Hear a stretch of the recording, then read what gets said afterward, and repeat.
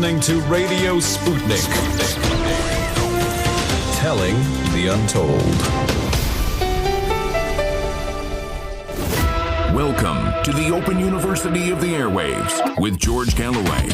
Only on Sputnik Radio. Murder most foul in Southend of all places. A British Member of Parliament whom I knew well for almost 30 years, talking virtually every day, entirely pleasantly, was murdered, aged 69, leaving a widow and 5 children in the course of his public duties, in the course of his constituency surgery. He was defenseless in the face of the alleged killer, aged 25, a British Somali, understood to be known to the security services and suspected of Islamist fanatic extremism. It's an old story. Political murder in Britain and attempted murder has an all too dramatic history in recent years. Why do you think I'm wearing a hat? It is, of course, the big story in Britain today. It will probably not have the same resonance in the United States, although perhaps so.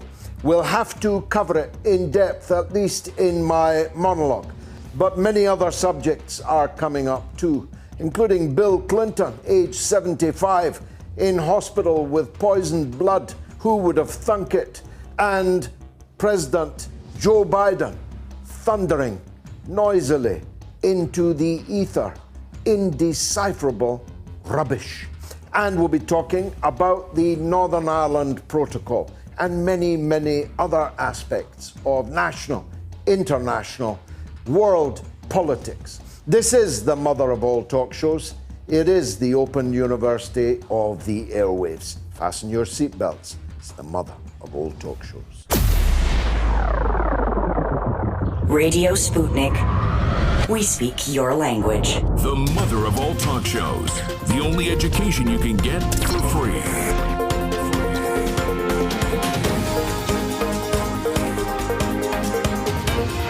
George Galloway. This is Radio Sputnik. Given that Sir David Amess was a political opponent of mine, a conservative of a certain hue, I had remarkably good relations with him. In fact, on one or two things, maybe more than two, we agreed substantively and so had plenty to talk about virtually every day for almost 30 years when we'd pass each other in the corridor, sit down in the tea room, chink tea mugs with each other on issues that we agreed on. They were precious few, but those that we agreed on were significant issues. Once I made a speech opposing euthanasia in the chamber of the House of Commons, and Sir David Amess warmly congratulated me on it because it was the beginning of the slippery liberal slope that I believed would lead to some canyons of horror. There were other issues too, animal cruelty, issues like abortion, issues like fire safety, issues like fuel poverty, on which Sir David Amess had a point of view which was at least in touch with my side of the House. But I will remember him always as a champion of his constituency. He represented it for nearly 40 years. He represented 2 Essex constituencies, very similar in character. And he did so with an effervescence, almost a childlike effervescence, always demanding city status for his constituency. And I hope now that as a tribute to the fallen MP, that city status will now be extended to Southend. He was a cheerful, happy man. And that's why I think of the last moments, the last seconds of his life with particular blood-chilling horror. There he was, aged 69, a father of 5, a devoted husband and father, in a little room, in a church, in his constituency, sitting with his notepad and with his pen, ready to take down the details of constituents' problems. And with his customary zeal, I know that he would have pursued them to the end. And then into his room came a 25-year-old former constituent, now living in a rather ritzy part of London, Kentish Town, came in and allegedly knifed the old man 12 times, leaving him bleeding to death on the floor. No one to defend him, no one to help him. It is obscene that Sir David Amess met that end. It is almost ridiculous that the alleged killer, and how often does this happen? It was said to be known to the security services, was said to have been referred, whatever that means, to the Prevent Anti-Terrorism, Anti-Extremism program, and yet was allowed to find himself in a small room with a 69-year-old MP and allegedly hack him to death. That's almost ridiculous. Where's the joined up writing in that? As I understand it, I could be wrong, but as I understand it, this man made an interview request in his own name for an appointment with Sir David Amess MP, even though it was many years since he lived in the constituency. He allegedly told David's staff that he had newly moved back into the area. That means the parliamentary staff were dealing with him in setting up an interview. How is it possible that no system exists after what's happened in Britain over the last 10 years or more? Because David Amess's murder was not the first. Joe Cox's was not the first attempt at murder. Stephen Timms, a former minister in the Blair government, was multiply stabbed at his constituency in 2010. Nigel Jones, in his constituency, was attacked with a samurai sword and his office manager murdered with that sword, trying to protect him. How is it possible, after all of this, that no parliamentary system exists whereby such a person making an interview request, looking for an appointment with a defenseless MP, was not flagged by the security services who are listening to me right next door? What kind of idiots are you? If this man was so extreme that he was known to you, referred by you to an anti-terrorism program, how was he able to make an appointment to see an MP and then allegedly murder him? And one of the disturbing aspects of this whole affair is the way in which it is being used, not to force us to get to grips with an incipient and growing number of Islamist fanatic terrorists in Britain, but instead to close down anonymity on Twitter, as if this alleged killer was incited to allegedly murder David Amess because he got angry on Facebook What does it have to do with civility in political discourse? As the former Home Secretary said on television yesterday, we need to stop questioning politicians' motives. No, we will not. We, in a democracy, not only have a right to, yes, vitriolic criticism of the idiots that rule us and the bigger idiots that oppose the rulers. It's not just a right, it's a duty in a democracy to subject our ruling class of politicians and administrators to the most rigorous cross-examination, criticism, condemnation. But that's not what moved this alleged murderer. This alleged murderer was motivated by the murder cult that is ISIS and Al-Qaeda. Why is nobody talking about that? Why are we talking about people's posts on Facebook? There are two reasons why. Some of you will like one of them. Some of you will like the second one. The sensible of you will listen carefully to both of them.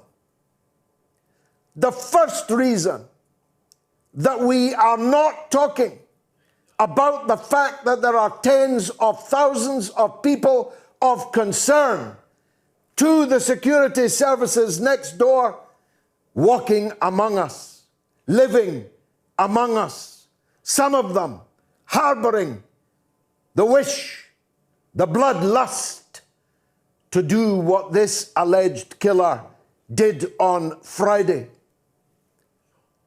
The first reason is that we are in alliance as a country with some of these extremists in different parts of the world.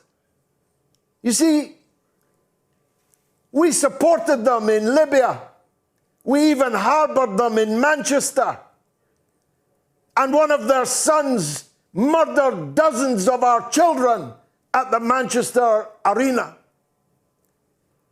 We supported them in Syria with a king's ransom of hundreds of millions of British taxpayers' money to Al-Qaeda and ISIS and the alphabet soup of Islamist extremist organizations.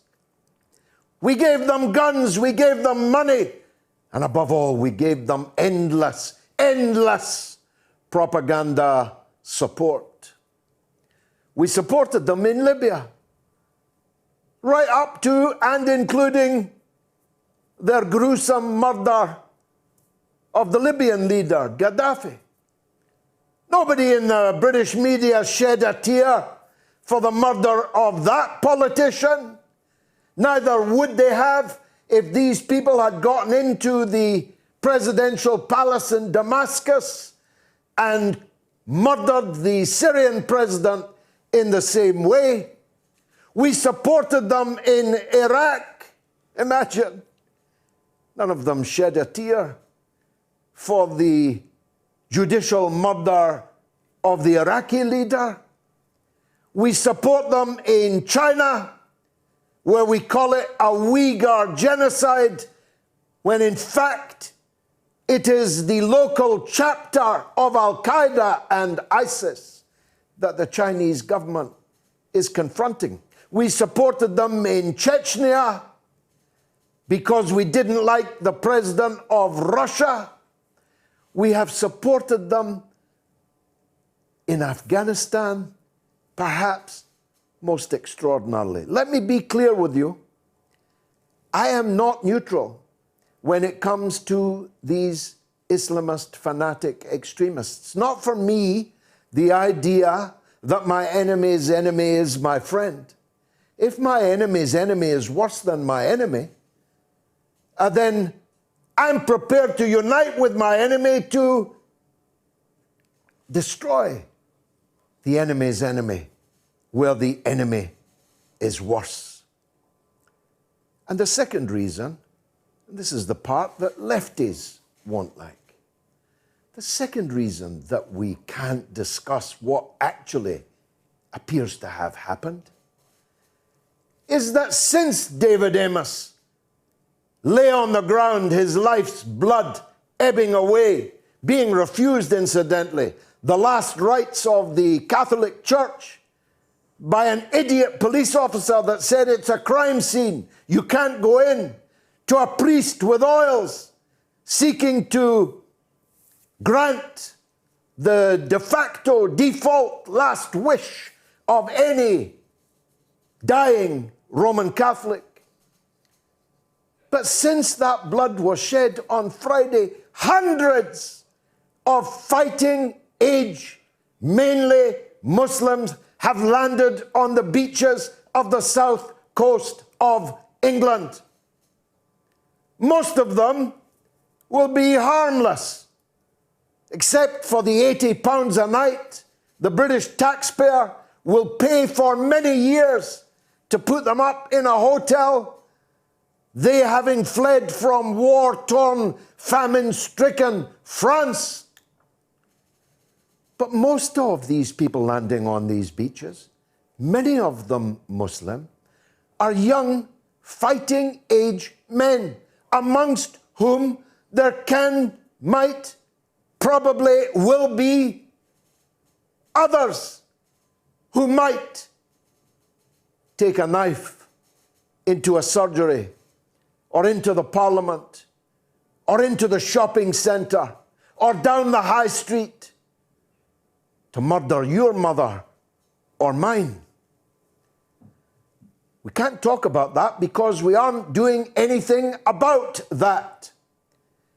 And 300 landed from Friday till now, Sunday night.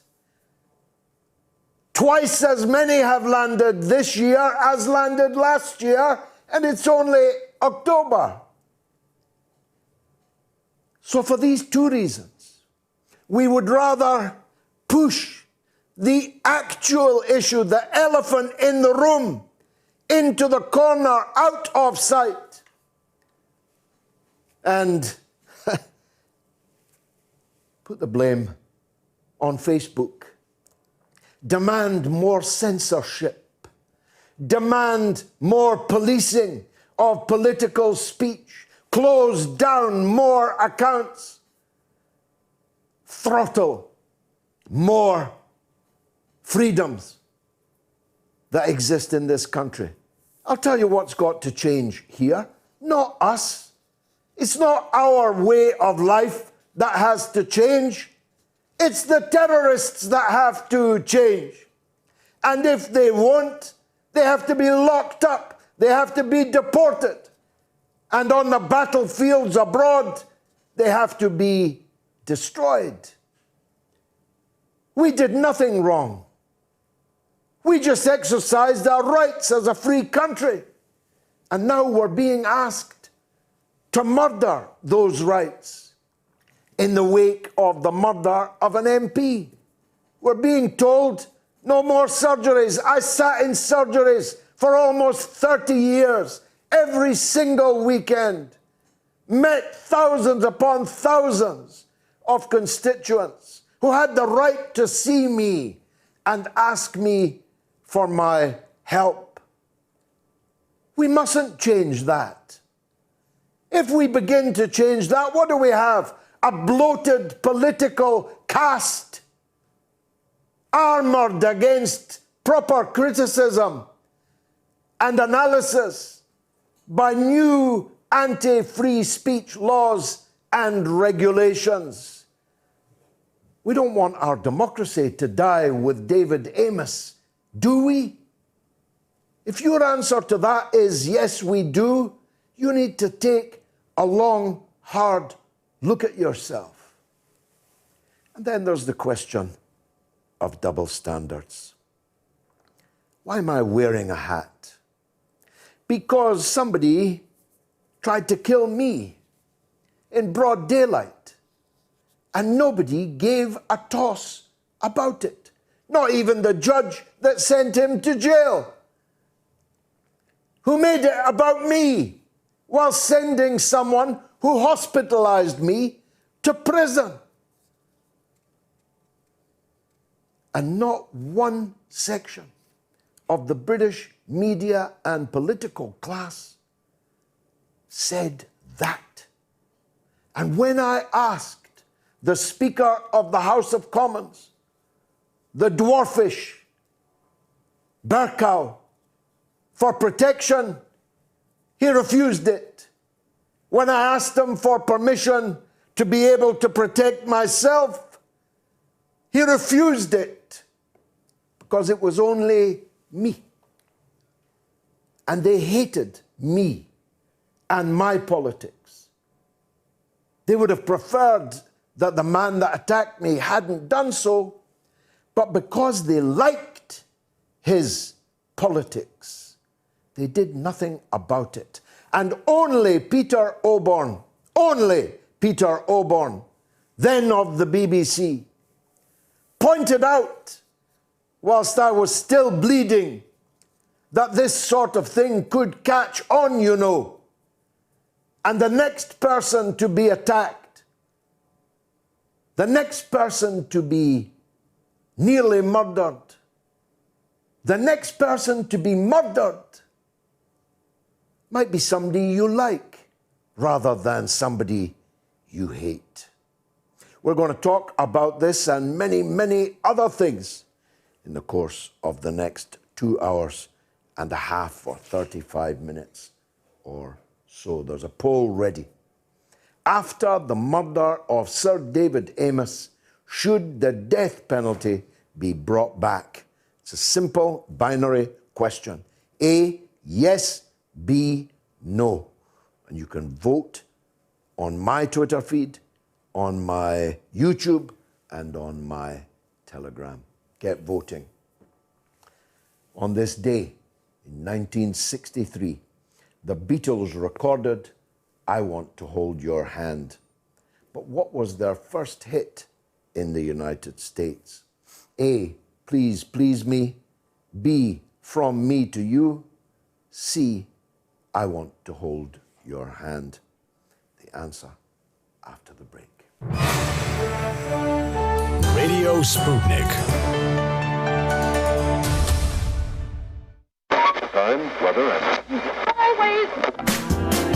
Now, don't forget, you can download the podcast of this program, a finely edited highlights version of this 3-hour epic. It's being listened to now all around the world. Huge numbers are downloading the, as it were, compact version of the show. Of course, in the UK and the US, but listen to these countries that downloaded it last week: Japan, India, Denmark, Saudi Arabia, Korea, Switzerland, UAE, and Hong Kong in China.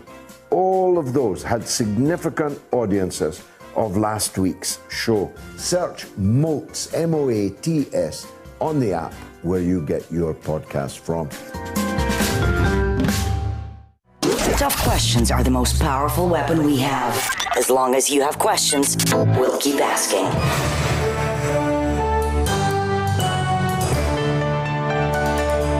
Radio Sputnik. Telling the untold. Well, the answer was, I Want to Hold Your Hand. It was their fourth in the States. The first three were on small independent labels. Now, of course, the David Amess story has dwarfed all others. But before David's slaying, his murder most foul, events in Northern Ireland looked like they were going to be the big issue of this week. The Northern Ireland Protocol, signed under duress by the British government in order to get the withdrawal agreement through, signed in defiance of promises made by Boris Johnson to the people of Northern Ireland, and since proving unworkable, at least to an important section of the community there. it was said that it was immutable. It was carved in stone, like the tablets on the mount. Nothing could be changed until they were. The EU, who were never going to compromise on the Northern Ireland Protocol, hey presto, they compromised. Let's hear what happened from Professor Jonathon Tong, the Professor of Political Science at the University of Liverpool. Professor, welcome back. Always a pleasure to talk with you. Just bring us up to date for those that haven't followed as closely as you will have. Where do we now stand on the Northern Ireland Protocol? Well, as you said in your introduction, George, the EU has moved on the question of the protocol. The protocol was set up to protect the European Union's single market. It created a border between Great Britain and Northern Ireland, a trading border between GB and NI, with lots of checks at border control posts. Basically, everything that was going from Great Britain to Northern Ireland would be deemed at risk of going into the EU single market, deemed at risk of going south of the border on the island of Ireland, and therefore it was liable to checks. What the EU has offered this week is basically to reduce those checks by around 50%, get rid of some checks up to 80% on such things as livestock checks, but overall a reduction of 50%. And I suppose the question begged now is, will that be sufficient for those unionists who've always been opposed to a sea border between Great Britain and Northern Ireland? Will it be enough for them? And of course, will it be enough for the British government?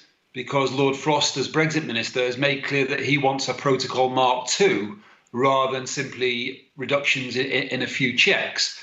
Lord Frost, as Brexit Minister, has threatened to trigger Article 16, suspending the protocol, which would put the whole thing into abeyance for up to a year, whilst there would be renegotiations about a second, a son or daughter of protocol. So there's all to play for. I'd expect some pretty tough negotiations now between the UK and the EU until at least Christmas time and possibly beyond.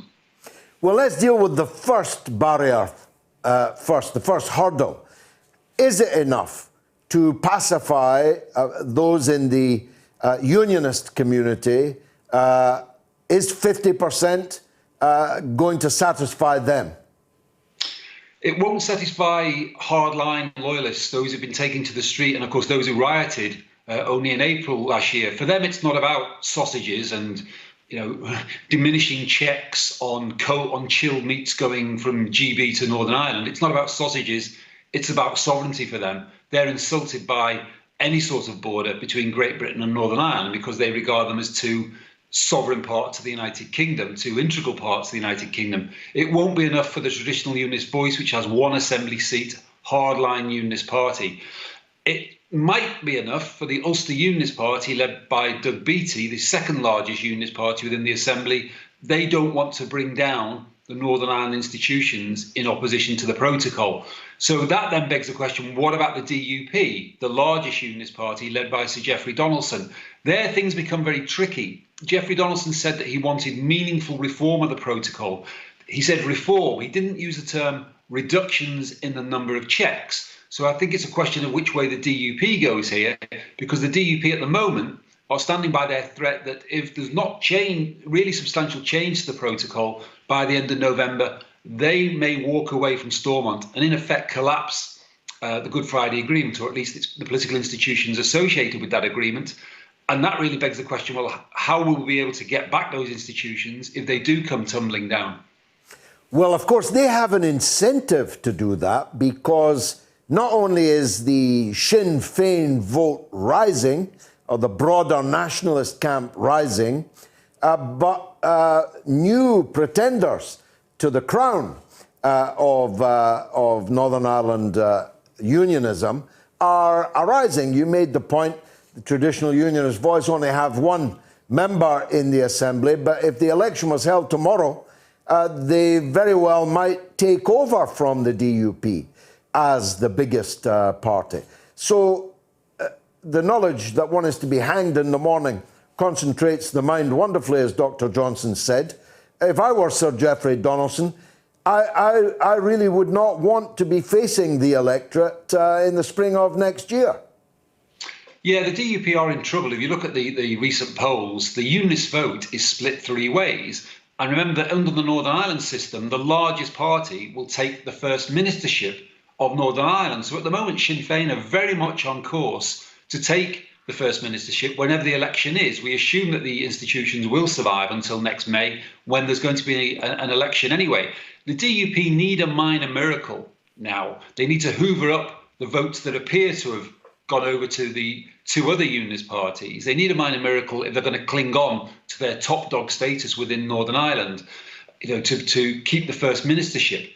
That would be a grievous blow, the loss of the first ministership to unionists. It would be the first time it had ever happened, and it would be another step, at least symbolically, towards a united Ireland. You can call the First Minister and the Deputy First Minister co-equals, and legally they are, but in symbolic terms, for unionists to lose the first ministership, what does that say about the long-term future of Northern Ireland? It would be a pretty bleak message for the unionists. There are other reasons, I should say, that why the DUP have become less enamoured with Stormont, though. They've not been able to veto other legislation, whether it be on same-sex marriage, whether it be on abortion. And the Westminster has said that it will introduce Irish language legislation this autumn. So the DUP, which was once top dog and which could veto stuff that it didn't like at Stormont, the DUP is no longer in that dominant position. And I think that has led to disenchantment in the ranks, and opposition to the protocol is the catalyst in many ways for that opposition. Yeah, as I always thought that Brexit would be, although that wasn't widely understood by former friends of mine in the north. Let's go to the other hurdle then, the British government one. What does Lord Frost do? What does Boris Johnson do? Well, Lord Frost has been talking in very hardline terms. I heard him speak at a conference I was at Oxford last month, and then I was an observer at the Conservative Party conference, a very poorly attended speech, it should be said. The Conservatives didn't bother getting out of bed to hear, one of the most crucial constitutional speeches of our time in some ways, 9:10 in the morning, and there was about 50 people in the whole of the Conservative Party's auditorium. Wow. in Manchester. It was thinly veiled stuff. What they heard got the very small numbers there to their feet, because it was a hardline, belligerent speech from Lord Frost that basically said that the EU needs to budge. We're not going to budge. If the EU won't budge, we'll trigger Article 16 and suspend the protocol. And basically what has emerged since, if you believe Dominic Cummings, is quite how much the British government never really believed in the protocol. It was signed, as you said in your introduction, under duress to some extent. It was about getting Brexit done to win a general election, and we'll try and, unhinge this protocol afterwards. And of course, there was the famous visit of Boris Johnson to the DUP conference, where he told them that he would never sign such a deal, producing a border between Great Britain and Northern Ireland. So A, the British government doesn't really believe in the protocol, and B, I think the British government would like to down the protocol. That's obviously, wonderful news for unionists in Northern Ireland, but will enrage nationalists and others within Northern Ireland.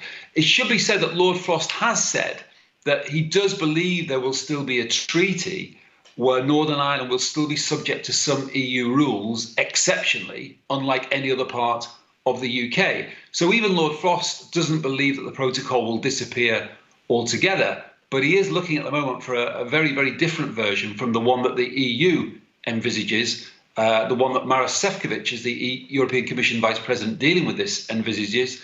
And I'm not sure where the big compromise comes here beyond what the EU offered, that is a reduction in checks this week.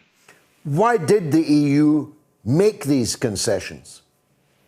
I think partly the EU was spooked by the riots that took place in Northern Ireland in April. There's not much point in keeping the border on the island of Ireland soft, which everyone agrees with, and many people, on the island of Ireland wouldn't like a border, full stop, on the island of Ireland. But there's no point in keeping that border soft if you create another border which leads to violence within Northern Ireland. So I think that was part of the equation. I think secondly, the EU began to take Lord Frost seriously, that he wasn't for budging and that he would trigger Article 16 to suspend the protocol. And thirdly, I think that the EU began to realise that the UK government, whatever its flaws, isn't that interested in trying to get backdoor access to the EU single market, or try to undermine the EU single market by flooding it with goods and breaking trading rules. the UK is much more interested in Brexit than it is about undermining the EU single market. If it was cared that much about the EU single market, it would have tried to stay in it rather than go for the harder Brexit. So I think there's been recognition of that on the EU side, that they don't need the level of checks that they initially thought they would to protect their own single market. You can really do a lot of this stuff fairly light touch, but 50% of a sea border is still a sea border for unionists who don't like the idea in constitutional terms.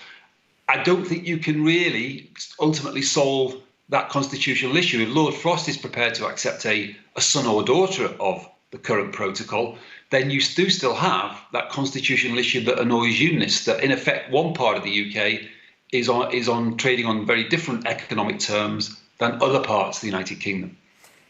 Has it all brought a border poll and the potential for reunification closer?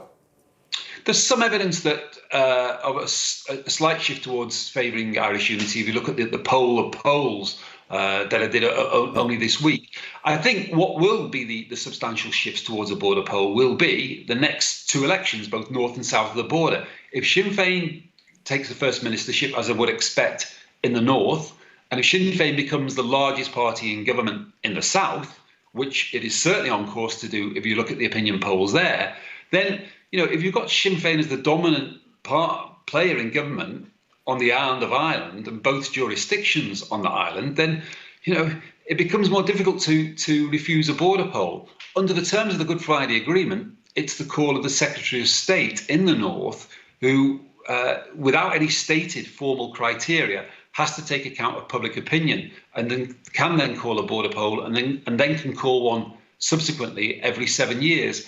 I'm not sure that Brandon Lewis, as the current Secretary of State, is going to be calling a border poll anytime soon, but momentum will certainly gather if Sinn Féin has those election successes, because Sinn Féin is unambiguously committed to a border poll and to exercise that principle of consent that was there at the heart of the Good Friday Agreement, consent for a united Ireland. Professor, it's been a marvellous tour of the north of Ireland. Thanks very much indeed for helping us with that. Greatly appreciated. Now, let me give you the phone numbers. I didn't do that earlier. Okay, if you're calling from the United Kingdom, remember, it's completely free. 08081 96552. 08081 96552. If you're in the United States or Canada, it's also toll-free. So again, will cost you nothing at all. It's +1 844 944 3344. That's +1 844 944 3344. You can also email the show at onair, O-N-A-I-R, onair at moats.tv.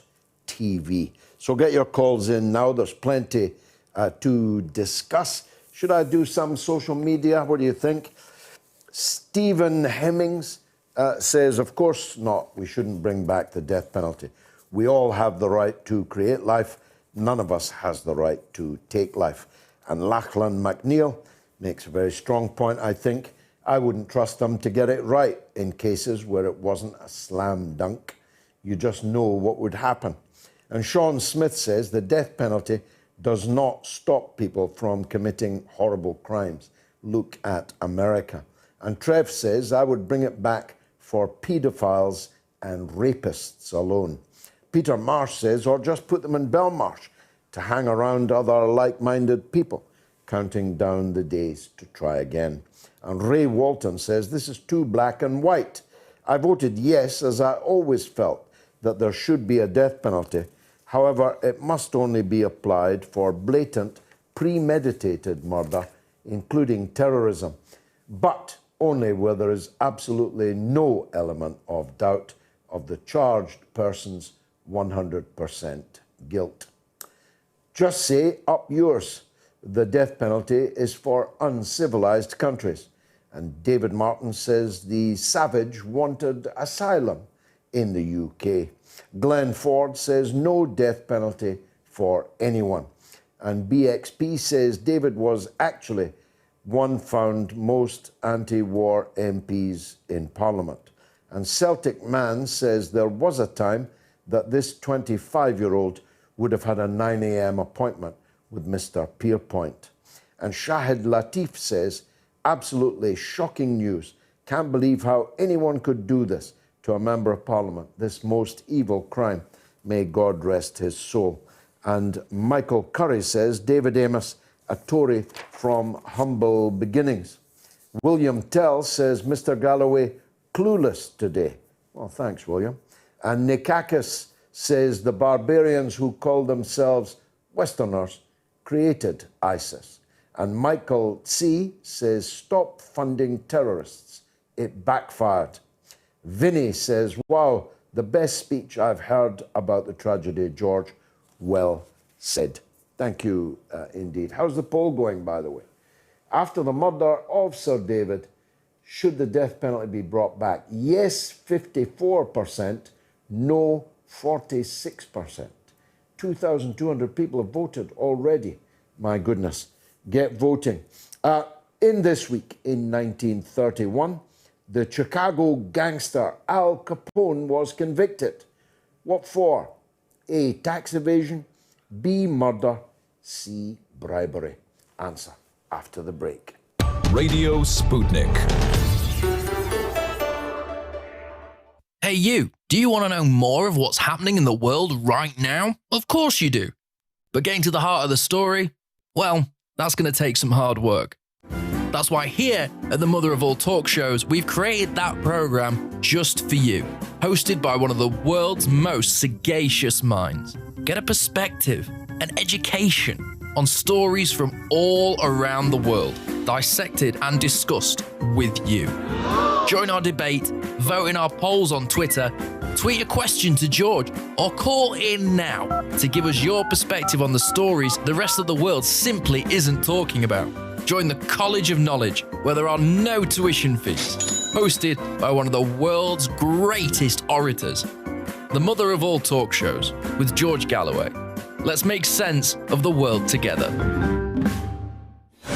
Sputnik has been launched to give you a closer look at everything happening in the world. Radio Sputnik, telling the untold. The Mother of All Talk Shows. Join our faculty of legends, contributors, and callers. Everyone is welcome.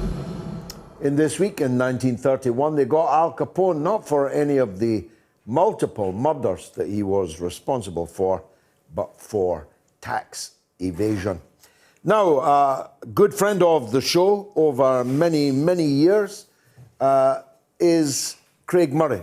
The Honourable Craig Murray was the British ambassador to Uzbekistan, who was memorably sacked by the Labour government of Tony Blair and Jack Straw. And I quote directly from his dismissal statement, for over-focusing on human rights. Keep those words in your mind. Craig Murray, a Scotsman, a man with whom I have many political disagreements, is a noble, learned, highly principled, determined, and courageous man. It's his birthday today. He would ordinarily be celebrating it with his young family. But in fact, he's celebrating it, if that's the word, like his friend Julian Assange, behind bars in a prison. Yes, that's right. Britain sends journalists to jail, all the while lecturing others about the importance of freedom of expression and freedom of the press. Dr. Deepa Driver is an academic and trade unionist, and herself a good friend of the show, and I'm glad to welcome her now. Dr. Deepa, thanks for joining us. It's a miserable state of affairs where a man of Craig Murray's pedigree and, well, I don't want to insult him, but he's not young, he's no spring chicken. He's got various health ailments, and he's in a Victorian jail. How come? Well, Craig's case is a case of somebody being stitched up for speaking truth to power. Now, Craig, as you rightly said, is a very honourable man, a man of great integrity. And he's exposed serious criminality at the heart of Scottish government, at the heart of Nicola Sturgeon's government. And so the establishment has come down hard. And, there have been a number of reasons why Alex Salmond himself has been exonerated by a predominantly female jury of the allegations that were laid against him. Unfortunately, the way the mainstream media has worked in the Salmond case is such that none of the defence story, none of Alex's side of the argument was ever really heard, except for what Craig Murray did. Now, Craig Murray did for Alex Salmond something very similar to what he did for Julian Assange, which was to let us know what was really going on in court. Because the rest of the media was simply not reporting it. Absolutely. And they were silent, and they were intentionally silent. It was not a case of selective omission of certain things. It was just this unwillingness to challenge anything that the Sturgeon government might find unacceptable. And as you can imagine, Craig, being a deeply honourable man, had made no effort really, or had no intention of revealing the identity of the accusers. And he's been jailed on something called jigsaw identification. Now, this is a very, very poorly tested idea within the law. Jigsaw identification is when potentially you disclose some information which, along with other information that somebody else might know, somebody who works in this person's office or somebody who's a close member of their team might know, and might put together with the information you've disclosed to find the identity of the women. Now, Craig knew the identity of the women. He could have disclosed them much earlier had he chosen to do so before the restriction was put on. But he could have disclosed it before it would have been a crime to do so. Indeed. I mean, there is a convention in Scotland not to disclose the names of sexual assault accusers. And like in England, there is no law in Scotland that says so. But as a convention, the media doesn't do so, and Craig certainly would not have done so. He could have done it, he didn't do it. And then they used this made-up framework of jigsaw identification to suggest that Craig had identified the accusers. Of course, you will remember that all of these accusers' claims were thrown out of court. But even leaving that aside, what's really interesting is that when Craig was accused of jigsaw identification, to this day, he does not know whom he has identified. And that's not specified in the judgment. So nobody knows whom Craig has identified. And in a poll that was conducted, in an opinion poll that was conducted, other mainstream journalists were cited 15 times as much as Craig by those who thought they might have been able to guess who the accusers were.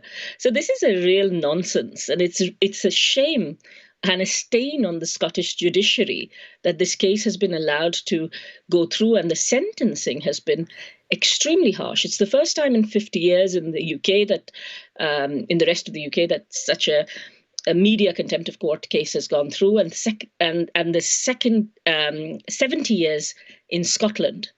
And this is just shows you what happens when you stand against the political establishment. There's a number of deeply disturbing aspects to the Alex Salmond case. I said so from the beginning. I'm not going to stop saying so now, including this one. And you and I are not going, of course, to break any laws.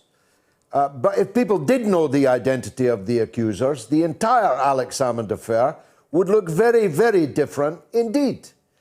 And so a grave injustice has been done to the falsely accused man, which is my second point.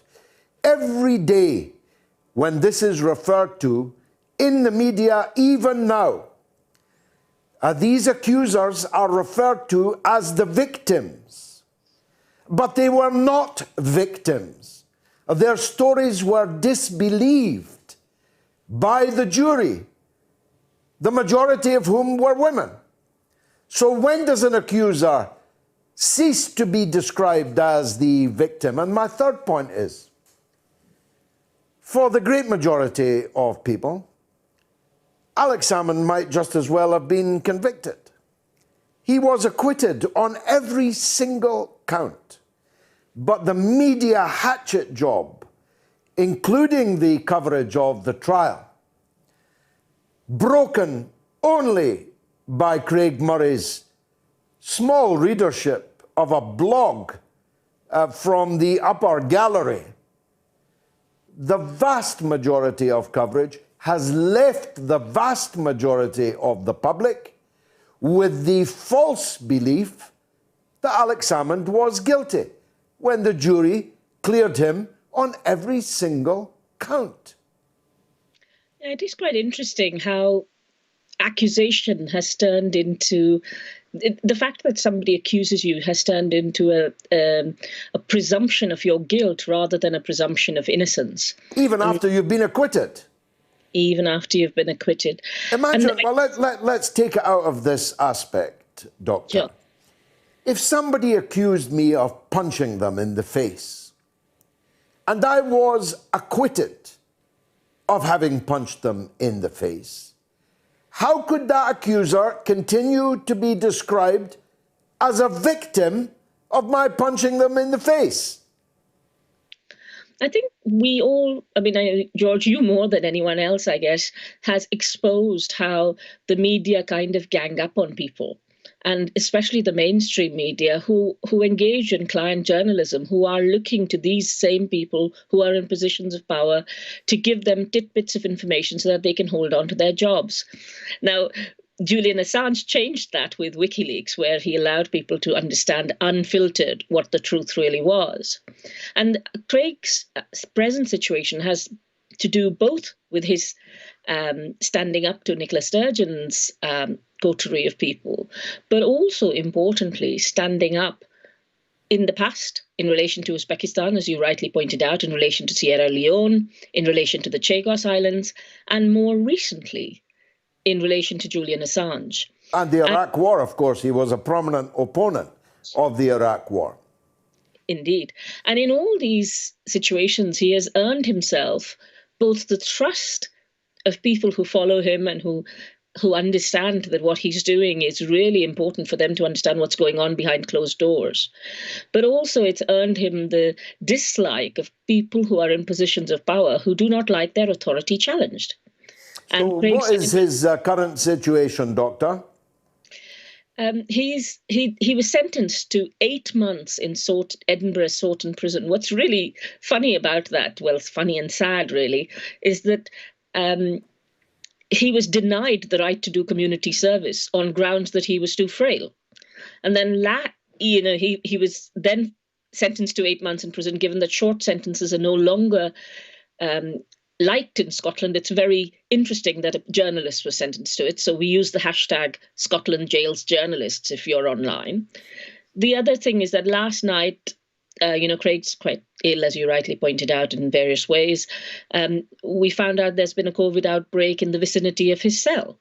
And the Scottish Justice Minister has been aware since the 1st of September that in Scotland, you can be sent on tagged home release early on if you're a criminal prisoner.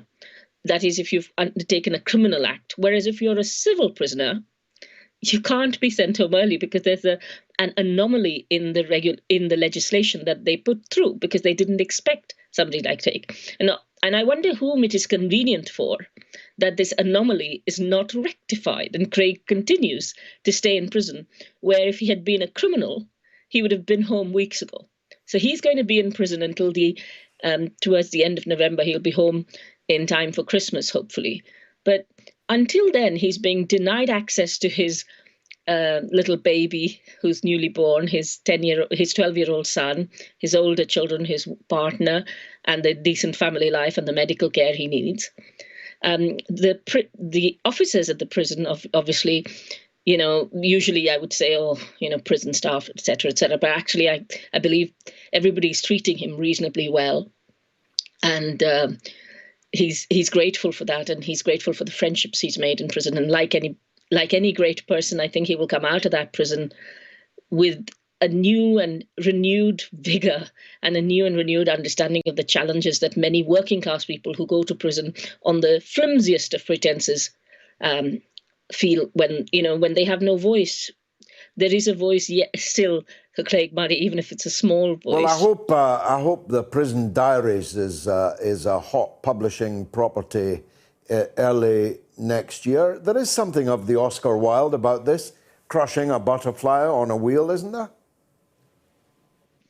I think so. I think it's quite shameful to see that Craig was denied the right to go to Spain to testify in relation to being spied upon within the embassy when he was talking to Julian. And we know Julian was extensively spied upon in the embassy, including privileged conversations with his lawyers.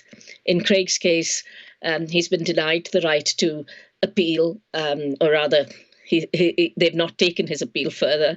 So he's never had a second hearing. And it's to take a 63-year-old man who's a fantastic person of great integrity in this country, whose voice is very important in the grand scheme of history and in politics, and to make him sit alone 23 hours a day inside a prison cell like his friend Julian Assange. There is a certain poignancy to that, really. It's very sad. Indeed. Dr. Deepa Driver, thank you very much indeed for joining us on the mother of all talk shows, and a happy birthday, if that's possible, to the Honourable Craig Murray. Luke Derbyshire says, murder has become normalised in the world we now live in. Just this past week, a few hundred Afghans have died while attending their local mosque, thanks to bombs set off by who knows who. Well, by ISIS. That's who. Glenn Ford says George needs to be back in Parliament, telling this to their ugly faces. And Heartless says, I think the Western politicians should spend more time on their people instead of war on other people's. And Greg says, you need to talk about Britain supporting and joining the US versus Afghanistan and the hate that incited. Well, I'm not usually told I need to talk more about Britain and America's wars on Afghanistan. But I will be speaking, by the way, on these subjects in South London. I think next weekend, actually. Have we got the details there? Yeah, there we go. South London, in the Shiraz Mirza Hall on Monday, the 25th of October, 7 p.m. So that's the night after this show next week, and you can get the tickets there. They're on the screen. There's still tickets available. We'll be showing the Killing Kelly film, the documentary on the strange death of Dr. David Kelly, and I'll be giving a speech about that and other matters. And you can, of course, come along and Q&A me. But I give any ill-wishers notice that I shall be very strongly protected.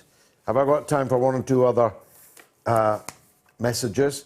Brian Holden says, it's only US imperialism that creates scaremongering about China.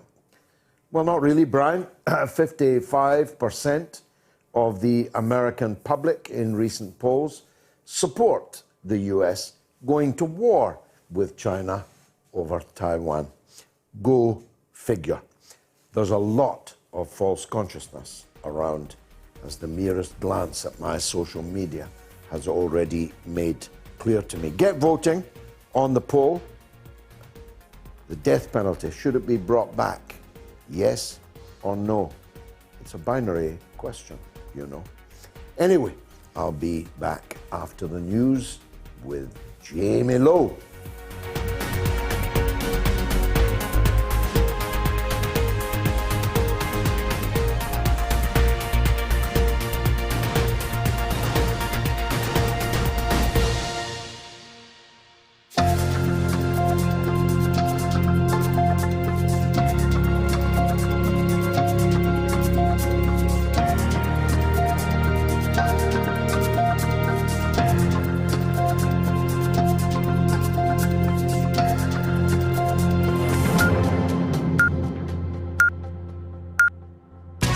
Radio Sputnik News.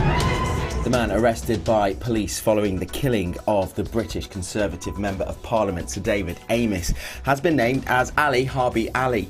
The 25-year-old is being held under the Terrorism Act and officers have until Friday to question him. The MP was stabbed to death at a constituency surgery in Leigh-on-Sea in Essex on Friday. It's understood that the suspect had been referred to the Counter-Terrorist Prevent Scheme some years ago but was never a formal subject of interest to MI5. He is a British man of Somali heritage.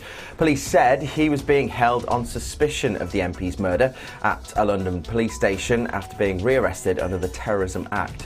They are not looking for anyone else. Early investigations revealed a potential motivation linked to Islamic extremism, police said on Friday. Harbi's father, Harbi Ali Kulain, who was previously an advisor to Somalia's Prime Minister, has been visited by police who have taken his phone for analysis. Giving MPs police guards at local meetings is one of a range of steps that could protect politicians. Home Secretary Priti Patel has said in the wake of the killing, the death of Sir David has raised concerns over the safety of politicians and the abuse they receive online. Patel said she and Common Speaker Sir Lindsay Hoyle were working on practical measures to protect MPs, but she stressed action should be, quote, proportionate to the risk and that MPs should remain accessible. Making the town of Southend a city would be the perfect tribute to Amess, colleagues said. Sir David had championed Southend's bid for city status as part of the Queen's Platinum Jubilee celebrations in 2022. Home Secretary Patel described him as Mr. Southend and said his passion for the town warmed hearts. Police have launched a murder inquiry following the death of a 14-year-old boy who was stabbed at a railway station in Glasgow. Justin McLaughlin was found seriously injured at High Street Station at about 3:45 yesterday afternoon. He was taken to the Queen Elizabeth University Hospital, where he was pronounced dead a short time later. Police Scotland said an extensive investigation was underway and appealed for witnesses to come forward. A group of US missionaries and their family members, including children, are reported to have been kidnapped by an armed gang near Haiti's Port-au-Prince. At least 15 people were taken off a bus after visiting an orphanage, Haitian security sources have told news media. Few details are known, but US officials said they were aware of the reports. Haiti has one of the highest rates of kidnapping in the world as gangs exploit the lawless situation to make money from ransom payments. Since the killing of President Jovenel Moise in July, rival factions have been trying to gain control and the lack of security has intensified the daily struggle to survive for many Haitians. At least 19 people have been killed in floods in southern India after heavy rains caused rivers to overflow, cutting off towns and villages. Several houses were washed away and people became trapped in the district of Kottayam in Kerala state. Video from Kottayam showed bus passengers being rescued after their vehicle was inundated with floodwater. Days of heavy rainfall in Kerala has caused deadly landslides and the Indian military has joined rescue efforts. Helicopters have been used to fly in supplies and personnel to parts of Kottayam district, where people have been trapped under debris by the landslides, officials said on Sunday. Dozens of people have been reported missing, and there are fears that the death toll could rise further. Opponents of Sudan's transition to democracy have taken to the streets of Khartoum to call on the army to take control of the country. Several thousand demonstrators gathered outside the presidential palace yesterday as the country's political crisis deepens. Military and civilian groups have been sharing power since the toppling of President Omar al-Bashir in 2019. The US government has offered financial compensation to the relatives of 10 people mistakenly killed by the American military in a drone strike on the Afghan capital Kabul in August. An aid worker and 9 members of his family, including 7 children, died in the airstrike. The Pentagon said it was also working to help surviving members of the family relocate to the US. The strike took place days before the US military withdrew from Afghanistan. Russia has reported a record number of new coronavirus infections in the last 24 hours, with cases hitting 34,303, the highest since the pandemic began. It represents a hike of more than 70% when compared with last month's figure of 20,174. The number of daily COVID deaths in Russia stood at 997, just 5 fewer than the record high of 1,002 seen the previous day. Overall, the country's coronavirus task force has registered almost 8 million confirmed cases and 223,312 deaths, the highest number in Europe. The Russian authorities have blamed a slow vaccination rollout for the sharp rise. And finally, a Russian film crew are back on Earth today after wrapping up scenes shot for the first movie filmed in space. Klim Shipenko and actor Yulia Preselid left the International Space Station and landed in Kazakhstan to be met by a crew filming touchdown scenes. The ISS shooting was not without drama, suitable for a film called Challenge. On Friday, the space station unexpectedly tilted after a glitch in its thrusters, pausing filming. It was not thought to be part of the script. In a farewell tweet from the ISS, Preselid showed off a weightless hairdo, likely to puncture any conspiracy theories that it was all shot on Earth. The movie has been in its own kind of space race with Hollywood star Tom Cruise. He is apparently part of a filming in space project involving NASA and Elon Musk's SpaceX. The module carrying Preselid and Shipenko, along with cosmonaut Oleg Novitsky, parachuted down to Earth at about lunchtime today in the Kazakhstan steppe. And that's the latest here on Sputnik News. I'm Jamie Lowe.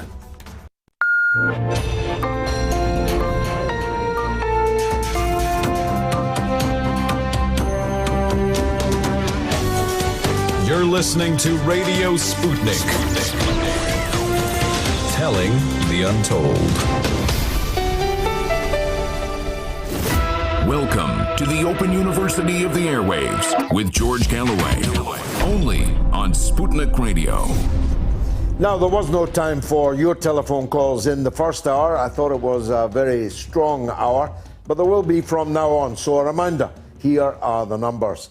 In the United Kingdom, 08081 965522. If you're in the United States, it's +1 844 944 3344. In both territories, it is entirely free. So, no excuse not calling. If you're a woman caller, you'll be prioritized. If you're a first-time caller, you'll be prioritized. If you disagree with me, you will be prioritized. That's what the free speech platform that we aspire to be, in which 1 million people a week, now regularly, are tuning into over the course of the week, expect from us. And you are a vital part of that. 3,000 people have voted nearly now after the murder of Sir David Amess. Should the death penalty be brought back? Yes, 54%. No, 46%. Let me just see if that's different on YouTube. It is. So yes, 54% is on Twitter. On YouTube, yes, only 37%. On Telegram, yes, only 34%. So more hawkish, you might say, on Twitter. But you've still got the best part of an hour to vote on that. So please get your vote in. Now, many have been fixated by the absolutely dramatic footage of the volcanic eruption in La Palma. I don't know if everybody knows this. I didn't until this week. But the Yellowstone Park in the United States is a volcano so vast that if it blows, it will be the end of life on Earth. At least that's what my very clever friend told me. It would blot out the sun. It would reverberate so across the world that it would begin and cause the destruction of human life on the planet. So volcanoes seem to be something we simply cannot tame. And that might be the only earthly force that we have made no progress and presumably can make no progress in controlling. Dr. Richard Middlemiss is from the Royal Academy of Engineering. He's a research fellow in the School of Engineering at the University of Glasgow. And I'm glad to say he joins us now. Dr. Richard, these have been very spectacular pictures and footage. What happened? Is this the first time La Palma has gone up in smoke? No, I mean, good evening, George. Thanks for having me on. Welcome. No, Cumbre Vieja has erupted about 8 times in the last 600 years, and presumably many times before that. So it makes it quite an active volcano, even though it's not erupted in about the last 40 years. Certainly in geological terms, it's quite an active volcano. And is this eruption more dramatic than the one 40 years ago? I don't know particularly, actually. There's not that much footage from the last one, and I should preface all of my answers by saying that I'm an instrumentalist. So my primary role is making technical solutions that could be used to help forecast eruptions. So I'm not a volcanologist by training. So any answer I give should be prefaced by I'm not a volcanologist, but very noble of you to point that out, because you're an expert in this company, and most of the people watching and listening. I take that caveat, and I'm going to come on to what we can do to predict them. But it would be fair to say we might be able, you've played a part in that, to predict them, but we certainly can't stop them, can we? No, as you say, these things are hugely forceful natural events, and there's not really anything that you can do. You can't simply dam them. I should also say, I mean, they're very destructive events, but they also provide a lot of life. I mean, La Palma, the island itself, wouldn't exist if it wasn't for volcanology. The Canary Island sits over a hot spot in the crust where the magma can kind of seep through. So as the tectonic plate moves over the top of this hot spot, these island chains are formed. So La Palma owes its existence to the volcano, as well as the fact that it's got very fertile soils from all the volcanic ash. But no, there's nothing we can really do to stop them. I take that point too. But if something really big, like the Yellowstone one, went up, would the consequences be as dire as my friend predicted to me this week? Yeah, I mean, Yellowstone's a scary one. I think amongst my volcanologist friends, I think that's the one that they would least likely to want to be present for. I should point out that Cumbre Vieja isn't the same sort of volcano. It's not expected to blow in the same way that Yellowstone could. But also, I mean, Yellowstone, if it went up, it could cause a sort of a nuclear winter, which could, as you say, darken the skies and things. But that's something that humankind have survived in the past centuries. And you know, if you're going for a holiday in Yellowstone, I wouldn't worry. I mean, it could be something could happen. You know, it might not happen for another 1,000 years or 10,000 years. So we don't really know with Yellowstone. You know, these things take a very long time on geological scales. Just before we turn to how one might predict them, what are they? I mean, why are they? Why are some volcanoes completely extinct? Some haven't erupted for many centuries, but then do. And others, like this one, I mean, twice in 40 years, is relatively regular. What are they?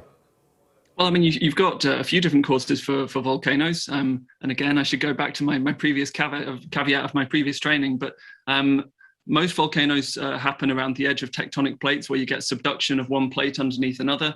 And that allows sort of the magma from the mantle underneath to come through and sort of melts the rock at the interface.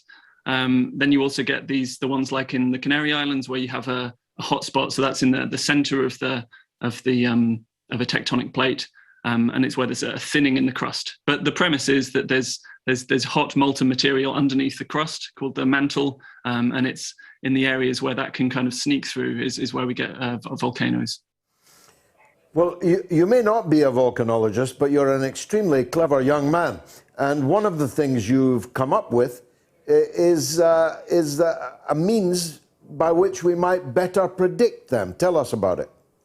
Yeah, so I mean, I'm part of a team at the University of Glasgow of lots of very clever scientists and engineers. And what we've done essentially is to take the sort of technology that you have in your mobile phone, the little accelerometer. So when you turn the screen sideways, the screen adjusts accordingly. And what's happening there is that there's a tiny little sensor that's measuring which way gravity is. It's basically saying, I can feel the gravitational pull of the Earth. Now you can use the same fabrication techniques to make very sensitive instruments where if I were to hold it next to you, George, it could feel your gravitational pull. So you can make these things incredibly sensitive. And if you do that, because say you have mass, or the magma underneath a volcano has mass that's or a density that's different from the surrounding rocks, if you put these on a volcano, you can start to see the density variations and therefore the magma moving up to kilometers underneath the volcano before an eruption. And you've miniaturized this. I mean, previously there was machinery that could detect, but it was so massive and bulky, rather like the old computers before we got to the mobile phone. Someone told me you'd miniaturized this to basically a golf ball size. Is that right? Yeah, it's not quite a golf ball size yet, but I mean, I think probably the dominant thing that the main thing that we've done is make it a lot cheaper. I mean, these instruments have been around, well, hundreds of years if you count the pendulum measurements that were first done to measure the geoid of the Earth. But no, sort of these instruments have been around for maybe 60 years now. But the problem is that they tend to cost, hundreds of thousands of pounds, or at least £100,000. So in volcanology, where there's not loads of money spent, that's a problem. So you can maybe have a single sensor. Your funding might extend towards that. And you probably have to send a PhD student up to put it down. So you don't want to put anyone in danger. So when the most interesting things are happening, you tend not to have a sensor watching. So what we've done is use that technology that lots of other people have slowly developed and these fabrication processes to make a very small device. At the moment, it's about the size of, it's about 30 centimeters across, but you can make it about 10 or 100 times cheaper than the existing devices. But the great thing about having them cheaper is you can have lots of them. So going back to your mobile phone, if you imagine you had a single pixel camera, it's just a light meter. It doesn't tell you very much at all. But if you can have tens or hundreds of pixels, gravity measuring pixels, and wrap them around the volcano, you start to create an image like you do with the camera on your phone. So what we want to be able to do in the long run, and we're doing this now in a collaboration called Newton G, with lots of European collaborators down at Mount Etna in Sicily, is we're networking these things around an active volcano. And we've just started taking measurements about a month ago. So we'll watch this space for what we start to see with these devices down there. Definitely, and I'm so glad, as the former Member of Parliament for Glasgow University, that you're blazing a trail here. Why is so little spent on volcanology? One would have thought, given its potentially existential nature, that people would be very keen indeed to invest on trying to avoid catastrophe. Indeed, yeah. I mean, I suppose there's, to take a cynical view, there's not too much money to be made from volcanoes. But I think when you look at it, there's governments do with active volcanoes do spend quite a bit of money. One of the main problems, though, is that 8 out of 10 of the countries that are most at risk to volcanoes or volcanic accidents are on the UK's Overseas Development Agency list. So potentially they don't have the money to spend. So that's why making cheap sensors is a good way to go.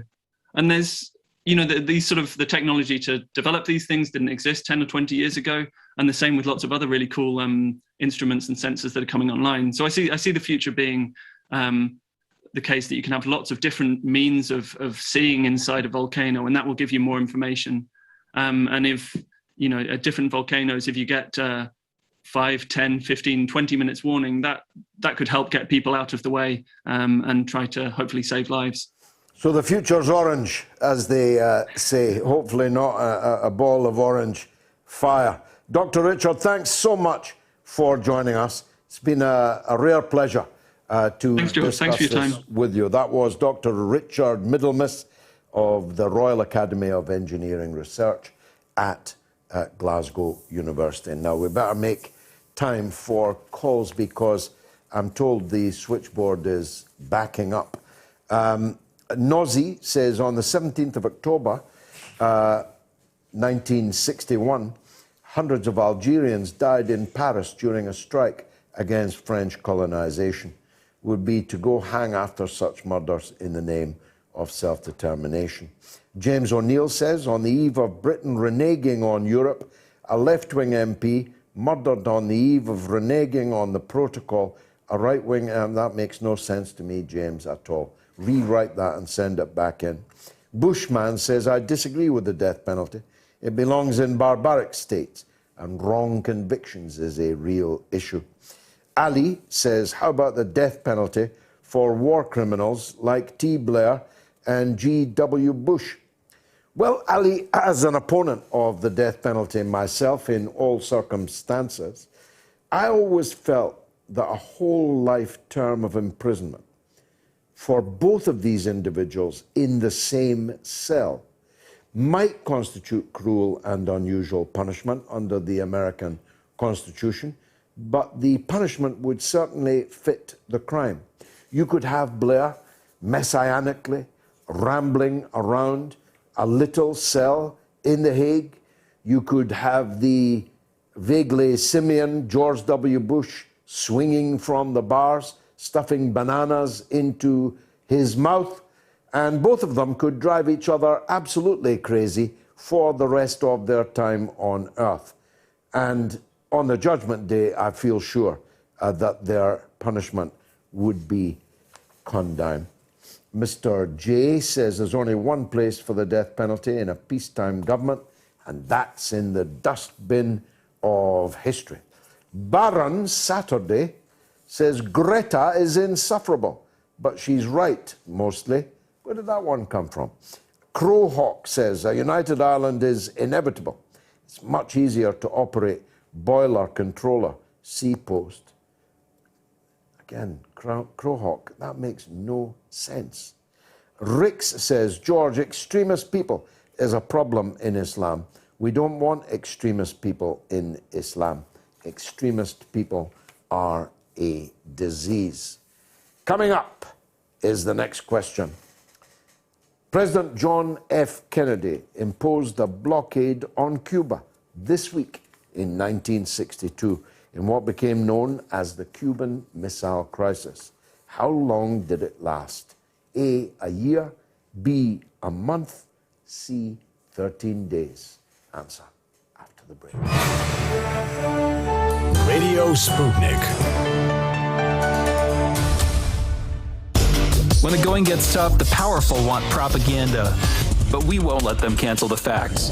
Whether you're woke or drowsy, we know that you can handle the truth, and we're giving it to you every morning. Fault Lines with Thomas and Stranahan every Monday through Friday from 7 to 10 a.m. Eastern. Your first stop for sanity in a world gone mad.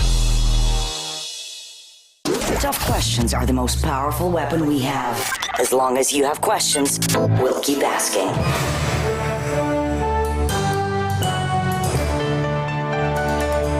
Radio Sputnik. Telling the untold.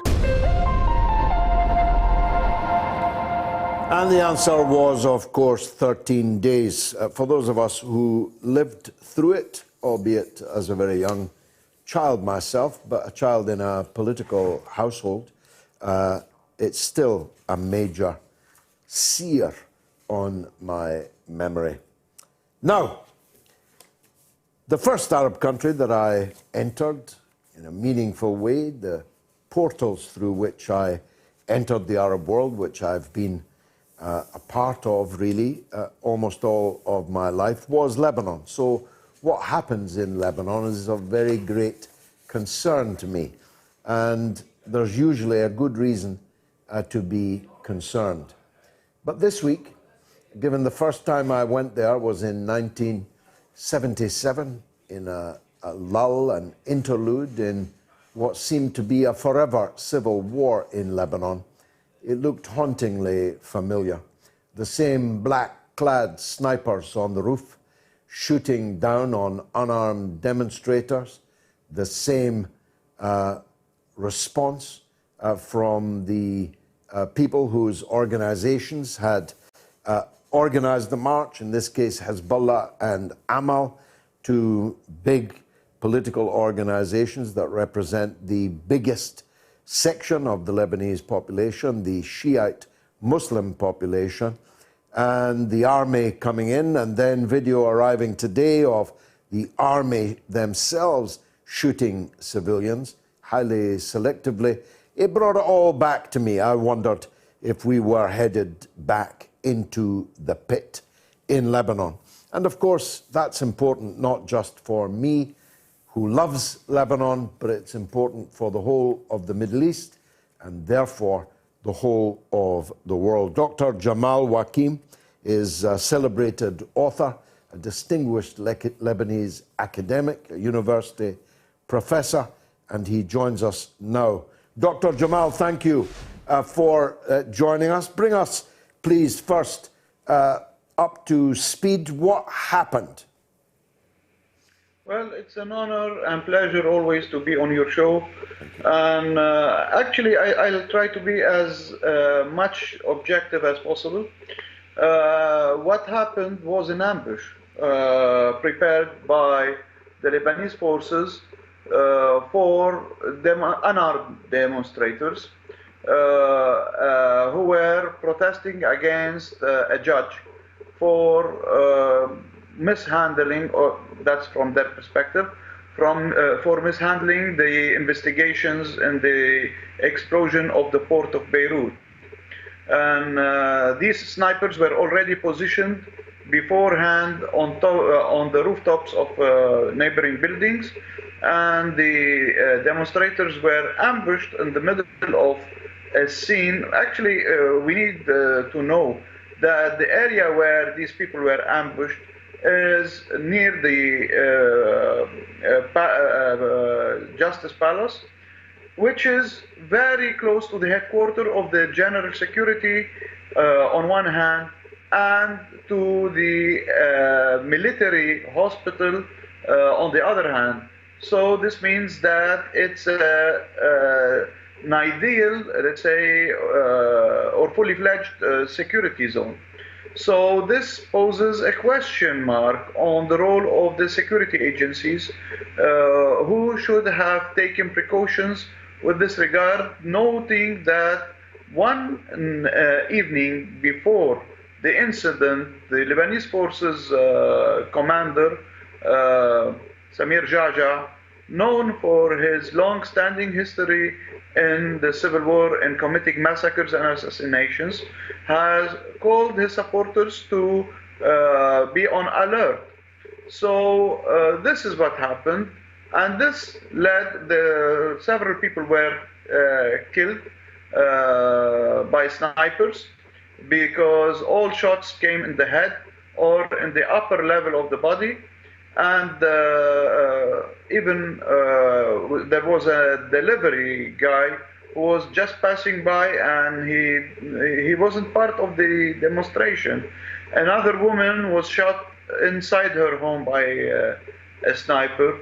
So there were orders to kill, and I believe that these orders were covered not only by certain Lebanese parties, but they were also given the green light by the American administration, because the Vice Secretary of State was on a visit to Lebanon, and this came like a few days after what happened in Iraq, the forged elections that produced the results that most people are protesting against now, which are in favor of the United States allies. So the United States is trying to force a similar result in Lebanon by instigating its allies in this country to instigate troubles, to corner Hezbollah and his allies, to, let's say, direct a sort of total war, total confrontation on the security level, the way we saw, to drag him into a local civil war, on the judicial level with this investigation, noting that we have precedents with bad judiciary in the past 2 decades, especially with the issue of investigating the assassination of Rafiq Hariri, and of course all sorts of manipulations by the United States. So the United States are trying to drive a similar scenario in Lebanon by cornering its allies. So that's why, and we should note also the American declarations which were hasty in laying full blame on Hezbollah and calling for on the security, let's say, agencies to take action against Hezbollah. There's a number of questions arise from this, Dr. Jamal. Just for the avoidance of doubt, for those who are not familiar, Lebanese forces does not mean the official armed forces of the state. Lebanese forces, capital L, capital F, is the collection of far-right, phalangist, fascist organizations that, for example, carried out the massacre door-to-door in Sabra and Shatila in 1982.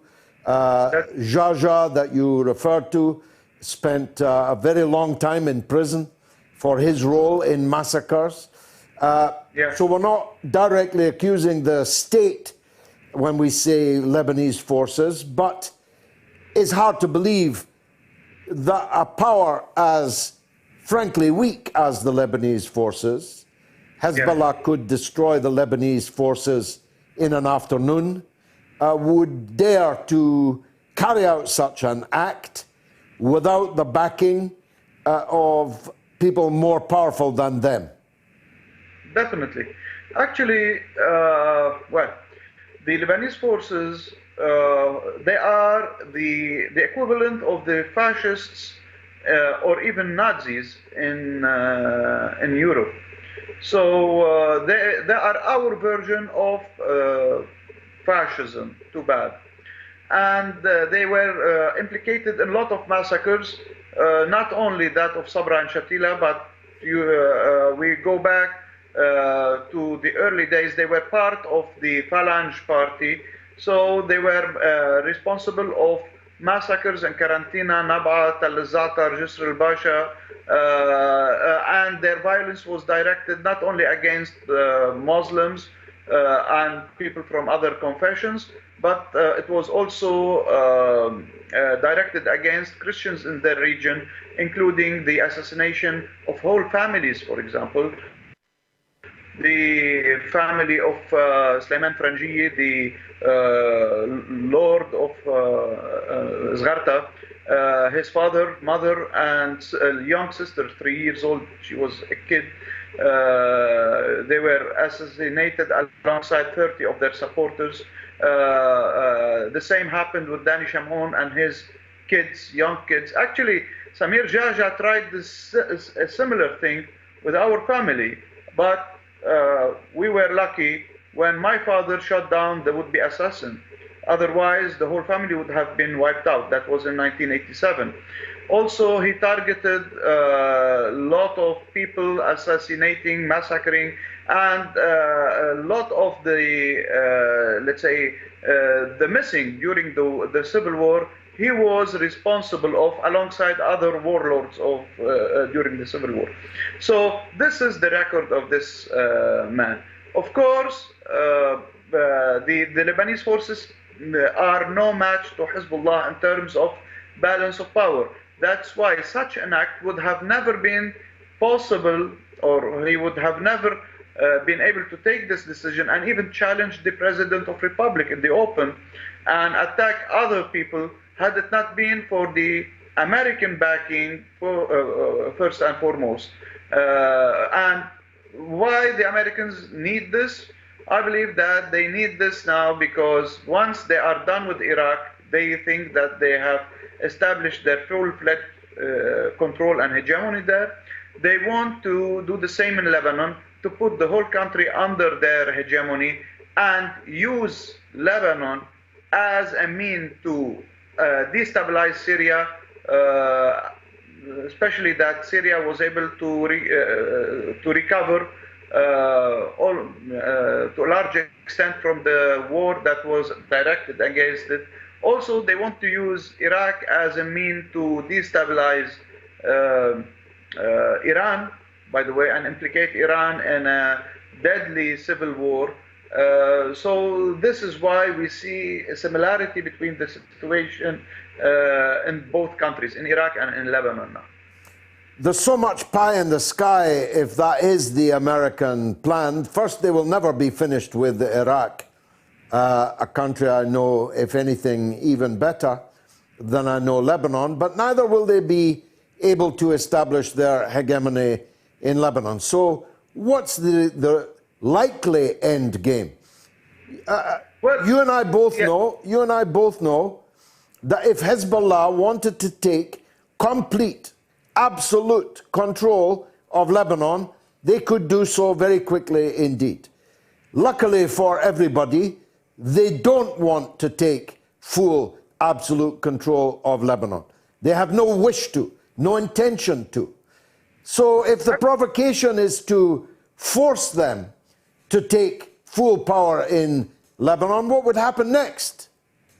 Well, I believe that the plan is even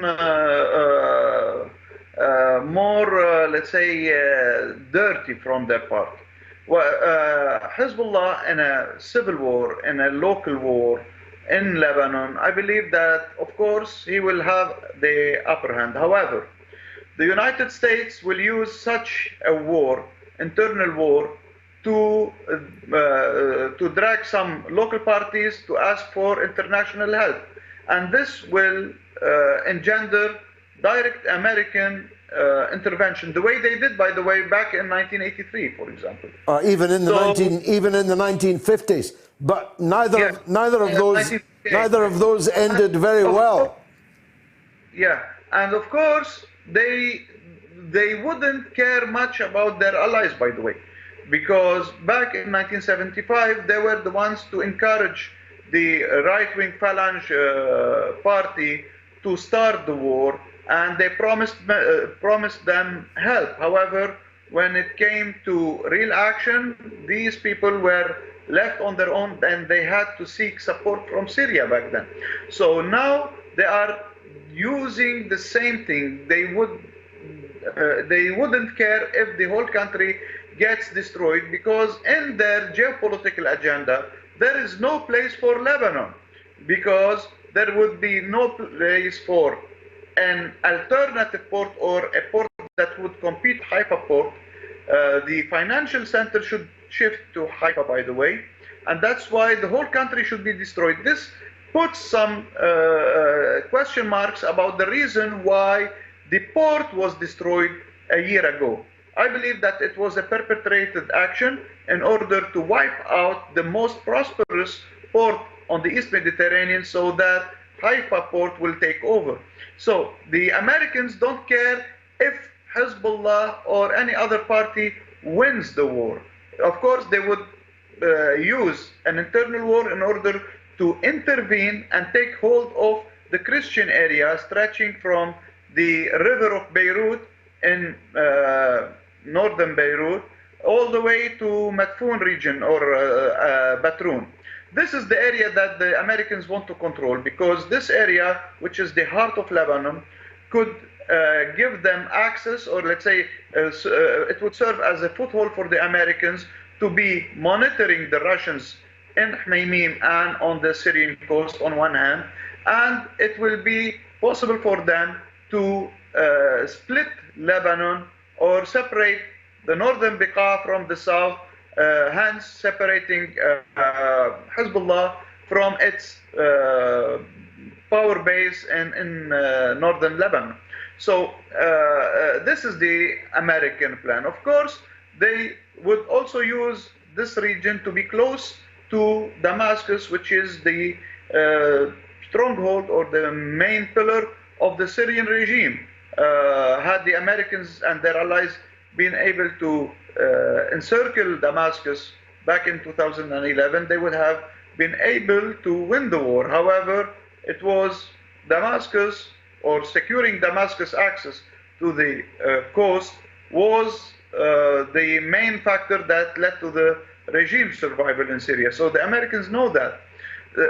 I believe that this is the real American plan, to drag the country into a bloodshed and then use this bloodshed as a means to intervene not in the whole country, but in this specific area, which is the Christian area, take hold of it and impose a pseudo-federal situation while leaving the rest of the country drowning into chaos. Well, I'm not sure what the American public will hear from them in the course of this show. Will think of putting more boots on the ground in another Arab country. I suspect that wouldn't be a cause of great rejoicing. But briefly, Doctor, what happens in the immediate future now? What does this coming week hold for Lebanon? I believe that Hezbollah and his allies were very wise to exert pressure and impose self-restraint. That's very important. And at the same time, the President of the Republic took some firm action. He should have been firmer in the sense, he should have been more firm with regards to the security agencies which were partially implicated with what happened, and he should have been more firm with regards to capturing Samir Jaja and putting him back to jail, the place he belongs to, by the way. And the president is, of course, a Christian and always a Christian, must be a Christian. The problem for the defenders of the Christians is that this particular Christian president is an ally of the other forces that the Americans wish to destroy. Am I right? Yes, that's true. And we should admit the fact that for the past 2 or 3 years, the Americans have been targeting, and their allies, of course, they have been targeting the party of the president, which is the Free Patriotic movement. Well, I believe that they committed a lot of mistakes. Had it not been for these mistakes, the situation would have been much better. However, we should also acknowledge the fact that the Americans are trying to, they cannot affect Hezbollah in his power base, and that's why they are focusing more on stripping Hezbollah from his Christian ally, which is the President of the Republic and the Free Patriotic movement. This movement, well, as I said, they committed a lot of mistakes, which led to an erosion of their power base to a certain extent, and at the same time they lack discipline. However, they still play a role in checking the rise to, let's say, to full hegemony, which Samir Jaja aims for in the Christian region.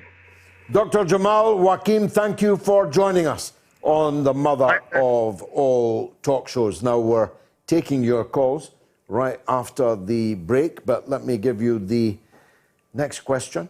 In 2015, Adele released her song Hello, which set a downloads record in the first week.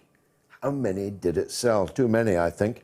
A, 500,000, B, 1.1 million, C, 75,000. Answer after the break. Radio Sputnik. You have to remember back in 2002, 2003, there was a wish by George Bush for regime change. That's what was driving him. Nothing to do with weapons of mass destruction, which of course didn't exist in Iraq. So they had to construct some sort of formula, some sort of cover story in order to persuade the British public that intervention in Iraq was right. Now, David Kelly, as an expert in weapons of mass destruction, knew that this was untrue. He knew that there were probably no weapons of mass destruction in Iraq. That was a guy that could have brought down, the whole system. I reckon you're chaff. You're being thrown up to divert our probing.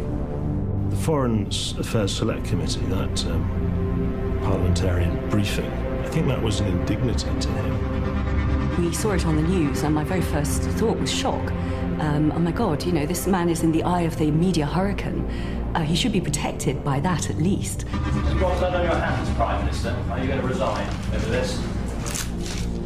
I don't know the details of how Lord Hutton happened to be selected, but what was certainly the case is that he was the right kind of judge to use from the point of view of Downing Street and the intelligence services as well. Of the 21 days of hearing, only one half of one day was spent on discussing the forensic aspects. That is disgusting. We were given the Hutton report the day before it was published, but actually what happened was he went too far.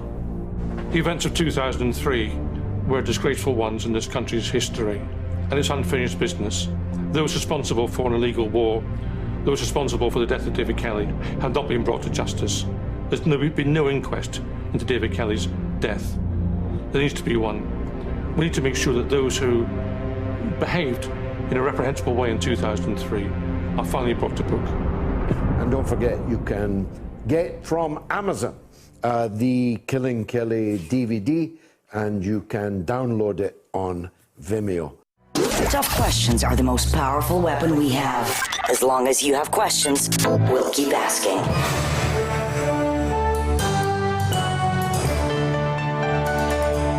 Radio Sputnik, telling the untold. In 2015, Adele released her song Hello, which set a downloads record in the first week by selling 1.1 million units. Now, this is important. Moats, the podcast, is again a chart-topping hit all over the world. I know, I can hardly believe it either. Every week I see these new stats. Last week, we were in the top charts in Egypt and in Singapore.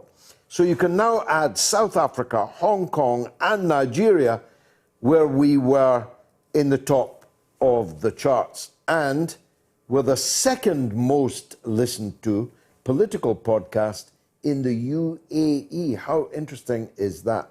So if you're not yet listening to our podcast, subscribe so you can take Moats on the go with you. And do leave us a 5-star review. If you're a Spotify user, please follow us and share with your friends. This is the distilled version of this show. So not 3 hours, but 90 minutes. The very best bits of the show. So please mention it to others for whom a 3-hour show might be too long. Now, don't forget, a lot of people are in touch asking how they get tickets for the South London issue. I thought I'd made it clear. So it's a week on Monday at 7 p.m., Monday the 25th of October, in the Shiraz Mirza Hall in South London. And I can't quite read it, but it tells you there on that graphic how you can get the tickets. Ticketsource.co.uk/Killing Kelly. So much social media, I won't get through it all. I apologize, but let's go to the lines and talk with Paul in Port Talbot. Go ahead, Paul. Hiya, George. We met a couple of years ago at the Gwyn Hall in Neath. It's nice to see you in fine voice again. Thank you. Nice of you to say. David Amos. Much has been said. Yes, and my heartfelt sympathy to his family. It's an absolutely horrific event. In the light of what's happened, people are talking about a kind of politics. Now, who does this apply to? The electorate or just between the politicians? Yeah, I mean, to me, it's all complete hypocrisy.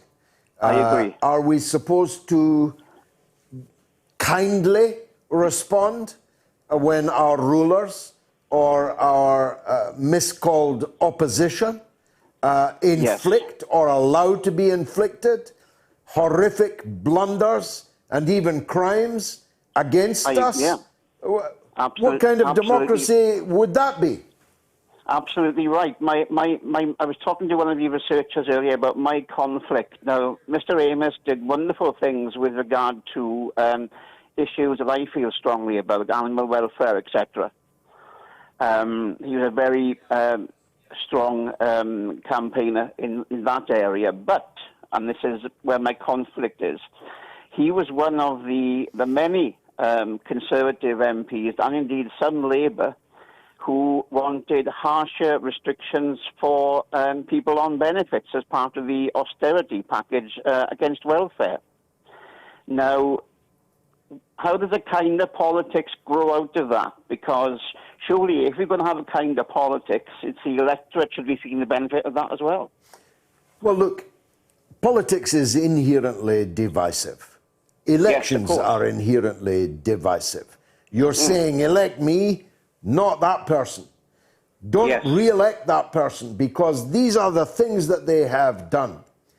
And in many cases, the things that they have done, supporting war and invasion and occupation, for example, and there are many domestic things also, are so gratuitous, so negligent, so crazed and so bloody that you cannot possibly express that in a kind way.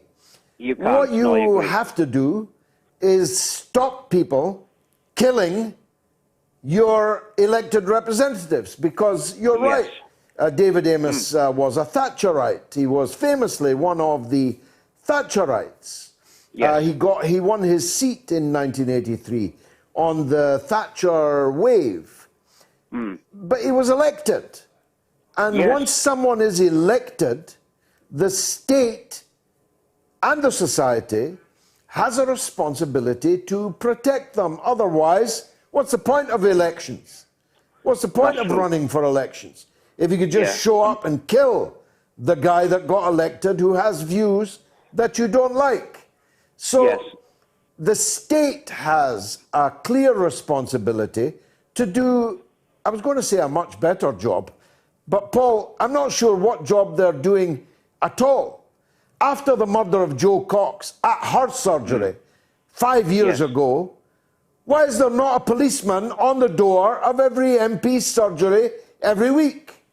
Well, do you know, I'm absolutely sick of the phrase, lessons will be learned. How many times have we heard that since, my God, since the Thatcher era?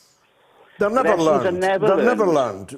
I've told you before, Paul, we are not run by James Bond. We are run by Austin Powers. The people that are in charge of things like this in our country, you wouldn't send them out to buy a loaf. You really wouldn't. No. Paul, thanks for the call. Terrific to hear from you again. Graham is in Aberdeen on the Northern Ireland protocol issue. Go ahead, Graham. Hello, George. Thanks for having me on the show. I hope you can hear me okay. All clear. Thank you. Go ahead. Right, George, I'm phoning about the Parliamentary Conservative Party's position on Northern Ireland. Yeah. I feel that it is changing, i.e., I think they are less hostile to a united Ireland. In fact, to be honest, I have a feeling only that most Tory MPs couldn't give two hoots if Northern Ireland leaves the UK. George, I get the impression that a few Tory MPs are Tory grandees, imperialists, and unionists. In fact, I would describe them as capitalists. They are not. Well, they're all capitalists. So are all the Labour ones. Okay, George, but in the olden days, you used to have Tory grandees or Tory imperialists who were so strong about the union. Yeah, the League of Empire Loyalists and all that, yeah. Sure, but can I look how many Tory MPs have been elected in the former Labour Red Wall? How many of them could give two hoots if Northern Ireland remained part of the union? I just don't think it's an issue in mainland Britain anymore, to be honest with you. I'm rather aloof. I agree with you. There are not many Tory grandees left. They are not so much Aravists, but garagists, the sellers of second-hand cars and car dealerships and small capitalists, people on the make, people on the take, and that's true also across the aisle, across the chamber of much of the opposition. We have a shrunken political class that doesn't have the big picture politics in mind. And in 35 years ago, when I was elected, that wasn't the case. And of course, 35 years before that, it was the very opposite of the case. But it's where we are now. And I think you're right, Graham, that excuse me, many people, even in Northern Ireland, can see the writing on the wall.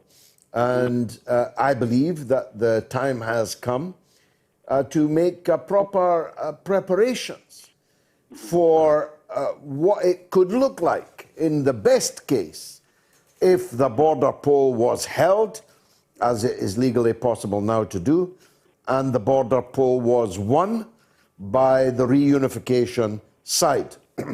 There are many things that you can do. You can allow dual nationality, for example, so people that were bereft at losing their British citizenship needn't lose it. They could be Irish citizens and British citizens. I support the tunnel between Scotland and Northern Ireland, in part because it would provide some physical reassurance to the Unionist population that this did not mean some gigantic seismic shift that left them cut off from people they regard as their kith and kin and so on. There are many things that you can do and should have been done for a long time. There's a thing called the New Ireland initiative. It doesn't do enough. And some of its supporters, it's like what Wellington said about his own forces before the Battle of Waterloo. I don't know what they do to the enemy, but they don't have frightened me. As someone who has all of my life been on the side, when it was very difficult to be so, on the side of Irish reunification, I'm now hated by large numbers of people who used to like me because I don't agree with them on Scottish nationalism, Scottish separatism, and I didn't agree with them on Brexit, although Sinn Féin used to support the leaving of the European Union. So I find myself thinking, if you can turn against your friends that quickly and so comprehensively, what about people that consider themselves to be your enemies? So I do think that the Republican movement has to find a language, has to find an approach, a narrative that is very much more reassuring to the, if you like, the pro-British population in Northern Ireland. Last word to you, Graham. On the topic, there seems to be a big difference in, say, Alec Douglas Hume and, say, Ruth Davidson and Douglas Ross. Just completely different backgrounds, you know. I agree with everything you say, but it just seems that the Tory party seems to be moving away a wee bit, you know. And it just seems to be a different world we're living in. They're no longer Tory grandees. And I think it's just a case that... Ruth Davidson was a bit more of a grandee than Douglas Ross. Well, possibly. Dougie Ross was just a farm worker's son, and Ruth Davidson was she was an army officer. She had a certain presence. I'm not sure what Mr. Ross has. Well, he's an agriculturalist, Mr. Ross was. He studied agriculture, but what a referee in the army. What a referee he is. He's a well, yes, okay, okay. No comment, George, with that there. But I just think I agree with everything you said, George. But I just feel that the Tory party is moving away from its old grandee unionist part, as I said earlier, George. I think that's right, yeah. And I'm sure that the unionist people in Northern Ireland can see that too. Graham, thanks for the call. I'm running out of voice, and I've got an hour still to serve you. So in the third hour, we'll be talking to Rachel Blevins about Bill Clinton, Hillary Clinton, Joe Biden, and of course, Donald Trump. And we'll be talking to the irrepressible James Giles about British politics in this week. But above all, we'll be taking more of your calls about David Amos, about the Northern Ireland issue, about volcanoes, anything that you would like to talk to me about. Numbers are clear, 08081 965522. Or in America, +1 844 944 3344. So I'll be back in better voice after the news with Jamie Law.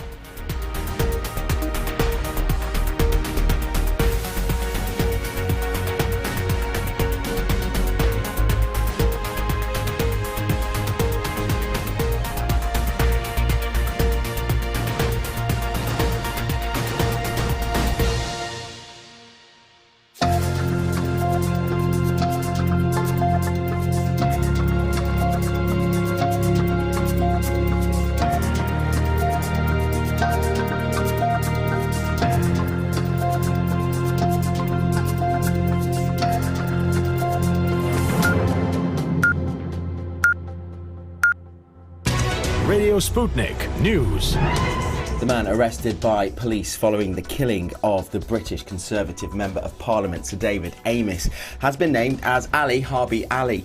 The 25-year-old is being held under the Terrorism Act and officers have until Friday to question him. The MP was stabbed to death at a constituency surgery in Leigh-on-Sea in Essex on Friday. It's understood that the suspect had been referred to the Counter-Terrorist Prevent scheme some years ago but was never a formal subject of interest to MI5. He is a British man of Somali heritage. Police said he was being held on suspicion of the MP's murder at a London police station after being rearrested under the Terrorism Act. They are not looking for anyone else. Early investigations revealed a potential motivation linked to Islamic extremism, police said on Friday. Harbi's father, Harbi Ali Kulain, who was previously an advisor to Somalia's Prime Minister, has been visited by police who have taken his phone for analysis. Giving MPs police guards at local meetings is one of a range of steps that could protect politicians. Home Secretary Priti Patel has said in the wake of the killing, the death of Sir David has raised concerns over the safety of politicians and the abuse they receive online. Patel said she and Common Speaker Sir Lindsay Hoyle were working on practical measures to protect MPs, but she stressed action should be, quote, proportionate to the risk and that MPs should remain accessible. Making the town of Southend a city would be the perfect tribute to Amess, colleagues said. Sir David had championed Southend's bid for city status as part of the Queen's Platinum Jubilee celebrations in 2022. Home Secretary Patel described him as Mr. Southend and said his passion for the town warmed hearts. Police have launched a murder inquiry following the death of a 14-year-old boy who was stabbed at a railway station in Glasgow. Justin McLaughlin was found seriously injured at High Street Station at about 3:45 yesterday afternoon. He was taken to the Queen Elizabeth University Hospital, where he was pronounced dead a short time later. Police Scotland said an extensive investigation was underway and appealed for witnesses to come forward. A group of US missionaries and their family members, including children, are reported to have been kidnapped by an armed gang near Haiti's Port-au-Prince. At least 15 people were taken off a bus after visiting an orphanage, Haitian security sources have told news media. Few details are known, but US officials said they were aware of the reports. Haiti has one of the highest rates of kidnapping in the world as gangs exploit the lawless situation to make money from ransom payments. Since the killing of President Jovenel Moise in July, rival factions have been trying to gain control and the lack of security has intensified the daily struggle to survive for many Haitians. At least 19 people have been killed in floods in southern India after heavy rains caused rivers to overflow, cutting off towns and villages. Several houses were washed away and people became trapped in the district of Kottayam in Kerala state. Video from Kottayam showed bus passengers being rescued after their vehicle was inundated with floodwater. Days of heavy rainfall in Kerala has caused deadly landslides and the Indian military has joined rescue efforts. Helicopters have been used to fly in supplies and personnel to parts of Kottayam district, where people have been trapped under debris by the landslides, officials said on Sunday. Dozens of people have been reported missing, and there are fears that the death toll could rise further. Opponents of Sudan's transition to democracy have taken to the streets of Khartoum to call on the army to take control of the country. Several thousand demonstrators gathered outside the presidential palace yesterday as the country's political crisis deepens. Military and civilian groups have been sharing power since the toppling of President Omar al-Bashir in 2019. The US government has offered financial compensation to the relatives of 10 people mistakenly killed by the American military in a drone strike on the Afghan capital Kabul in August. An aid worker and 9 members of his family, including 7 children, died in the airstrike. The Pentagon said it was also working to help surviving members of the family relocate to the US. The strike took place days before the US military withdrew from Afghanistan. Russia has reported a record number of new coronavirus infections in the last 24 hours, with cases hitting 34,303, the highest since the pandemic began. It represents a hike of more than 70% when compared with last month's figure of 20,174. The number of daily COVID deaths in Russia stood at 997, just 5 fewer than the record high of 1,002 seen the previous day.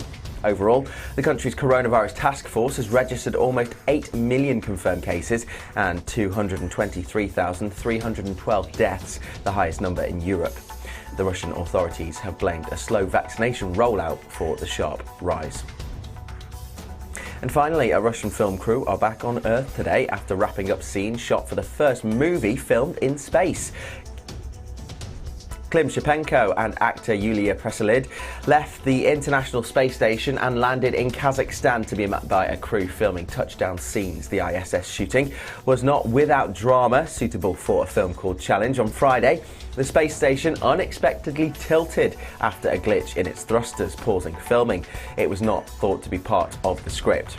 In a farewell tweet from the ISS, Preselid showed off a weightless hairdo, likely to puncture any conspiracy theories that it was all shot on Earth. The movie has been in its own kind of space race with Hollywood star Tom Cruise. He is apparently part of a filming in space project involving NASA and Elon Musk's SpaceX. The module carrying Preselid and Shipenko, along with cosmonaut Oleg Novitsky, parachuted down to Earth at about lunchtime today in the Kazakhstan steppe. And that's the latest here on Sputnik News. I'm Jamie Lowe.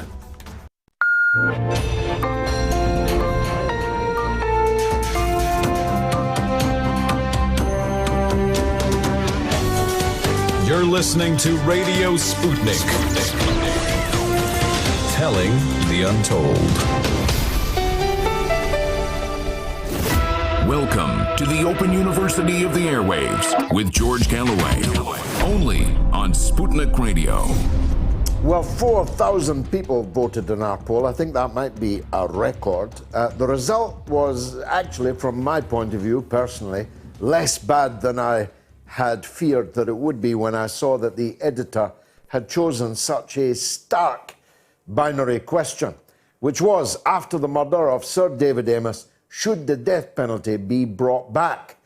A, yes, 55%. B, no, 45%. And that's before I launched a campaign to persuade you to vote no. So that's an interesting snapshot. Not quite as clear-cut as I feared that it would be. The second poll is also now up. Will COP26 save the planet?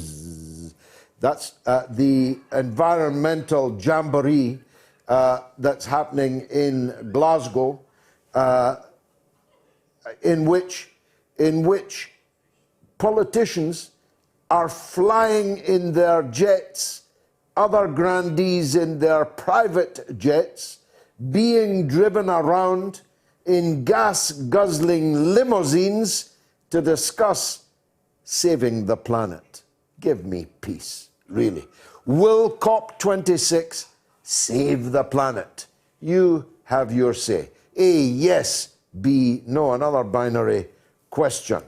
Now, if I'm honest, if someone harmed any of my loved ones, I would want swift and brutal justice. The problem is, for me, that I don't trust the state not to abuse that power. So there is a conflict between what I know I would personally feel and a wider moral context. It isn't, by the way, a deterrent at all. As Rachel Blevins would be able to tell us, on the line now from the United States, my dear colleague and friend, Rachel Blevins. Welcome back, Rachel. We miss you when you're not here, I promise you that.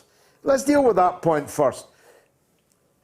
There's no sign that hanging people, gassing people, shooting people, and electrocuting people in the electric chair, A, does anything to deter murders in the United States, and B, if we were to start talking now about the number of innocent people that have been fried, it wouldn't stand up to much examination, this case that's being made for the return of the death penalty, would it?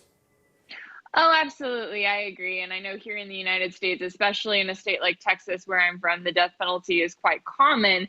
And in a case where you're looking at a brutal murder, it is for many people easy to make that argument that they should go for the death penalty.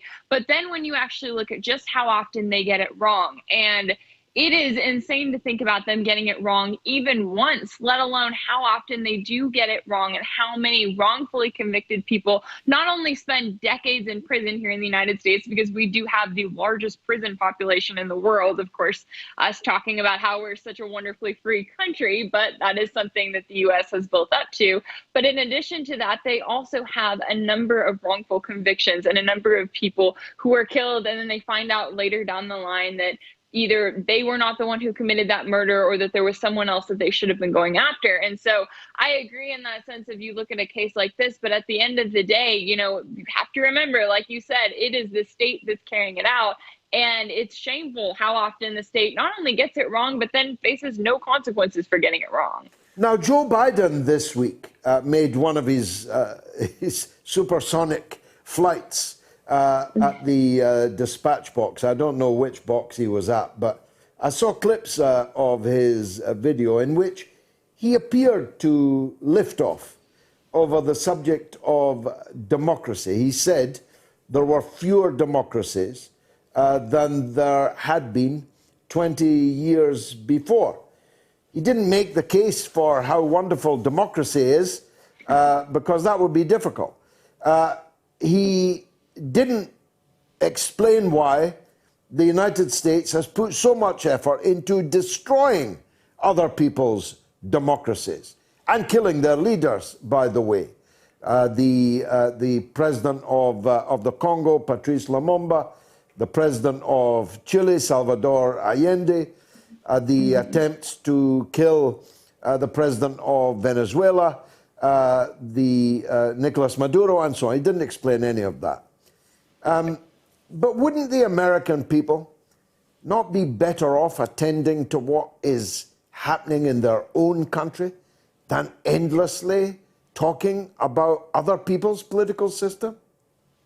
You know, you said he didn't explain that. I'm not sure that he could explain that, George. I mean, you look at Joe Biden and he struggles to answer the most basic questions, let alone why U.S. foreign policy is the way that it is. But I would agree, absolutely. I mean, you look at what the United States has done, especially over the last 2 decades, especially when you look at the Middle East, and you ask yourself, what has come out of it? I mean, is the United States better off? Because not only is it invading countries, bombing countries, overthrowing leaders, and killing innocent people, countless innocent people along the way. But in addition to that, it's also spending a hefty amount of money to do that, money that would be better spent here in this country, taking care of the people here. And it really makes you wonder why this is something that has continued. You know, it's not a Republican or a Democrat thing. It's something that has continued on both sides of the aisle. It's something that, you know, Joe Biden has invested heavily in, as he claims he spent 150 years in Congress or something around there. We're not making this up. He really did say that. Yes, according to him, he's been there for much longer than the rest of us, that's for sure. But, you know, it seems to be one of those things where even the presidential candidates that go in there and say, you know, you look at someone like Trump that sits there and says, we need to end the endless wars. And then all of a sudden you have his administration convincing him trying to overthrow Nicolas Maduro in Venezuela. I mean, it really makes you wonder, are they not getting it? Or is there just more to the story in terms of this political machine that they become a part of? And it was interesting this week to see that Secretary of State Tony Blinken made a comment in which he was referring to Iran, and he said, all options are on the table, including military action. And that reminded me of a phrase that was used by Mike Pompeo so often. And we're supposed to think that these two guys are on absolute opposite sides of the aisle, yet they're sitting there saying, all options are on the table. Military action possibly is on the table, that the United States is willing to start another war that it does not need. And it just comes back at the end of the day to how is this better for the American people? And I would argue that it's not. Well, absolutely, it's not. I watched a fascinating interview by our colleague Afshan Ratansi with former Secretary Bolton, John Bolton. Now, it was an act of madness, Trump appointing him to these high positions. But it was very, very clear that Bolton's attack on Trump was because Trump was not crazy for war enough. Yeah. Oh, yes. And that's what's so interesting is you get someone like, and I know that that's kind of been a criticism that has come up back again, which is to say, look, if Trump runs for president again, if he wins, we really need to talk about his cabinet picks, because there were so many things he campaigned on. And then when it came to choosing his cabinet, it was the opposite. He chose people that believed the opposite of what he claimed that he believed. And then you have someone like Biden who comes in and everyone was just standing there and cheerleading for his cabinet picks because they talked about how diverse they were, because they were looking at their gender or looking at the color of their skin, and not at all looking at the fact that the one thing that both Trump and Biden have in common is that they are picking these establishment picks who will continue to carry out the exact same foreign policy and even in many cases the same domestic policies that have been going on for decades now and that never really change anything, even though we all want to talk about how different the president is from the last one. What about the former First family? They've been in the news this week. Bill is in hospital, apparently with poisoned blood. Who'd have thunk it? And we saw Hillary hurrying in and out of the hospital. I hope they were careful to keep her away from the switches and the lifelines. She, on the other hand, has now become an author, a crime author, is it? A novel. Yeah, you know, the Clintons just can't seem to stay out of the news, I guess. And it was interesting with Bill Clinton. They immediately said it's not COVID-19. I guess he had some sort of urological infection. They say that he was released from the hospital just a couple of hours ago, so it sounds like he's doing okay. But yeah, meanwhile, Hillary is over here becoming some sort of crime thriller novel author. Now, they're calling this fiction, but the book itself, it sounds like, is about a Secretary of State who was appointed by her former rival, which is something that Hillary Clinton knows a lot about. So yes, they're referring to it as fiction, but it is interesting to see this new book that she apparently co-authored is all about terrorist attacks and, you know, what you would do as a Secretary of State and that sort of position. And it's a reminder that this is what we do with former politicians. This is what we do with U.S. war criminals like Hillary Clinton, like George W. Bush. The media loves to sort of rehabilitate them and make it look like they're all warm and cozy like your older grandparents. And with Hillary Clinton, they're like, look at her, she can write a book. Well, there's not much talk about all that she did, specifically while she was Secretary of State alone, all of the crimes that she committed, you know, when we're talking about Libya, when we're talking about her wanting to go further after Syria, everything that she did while she was with the Obama administration. I mean, I would love the nonfiction version of that, where she's actually honest about all of the roles that she played in that administration and all of the people that died as a result of it. Yeah, that would be crime nonfiction, a different category altogether. Just as an aside, is a novel by Hillary Clinton likely to sell well? You know, I think that it would with a certain population of people. It's likely to make the New York Times bestseller list just because that's much more about who you know, who's publishing you, that sort of thing.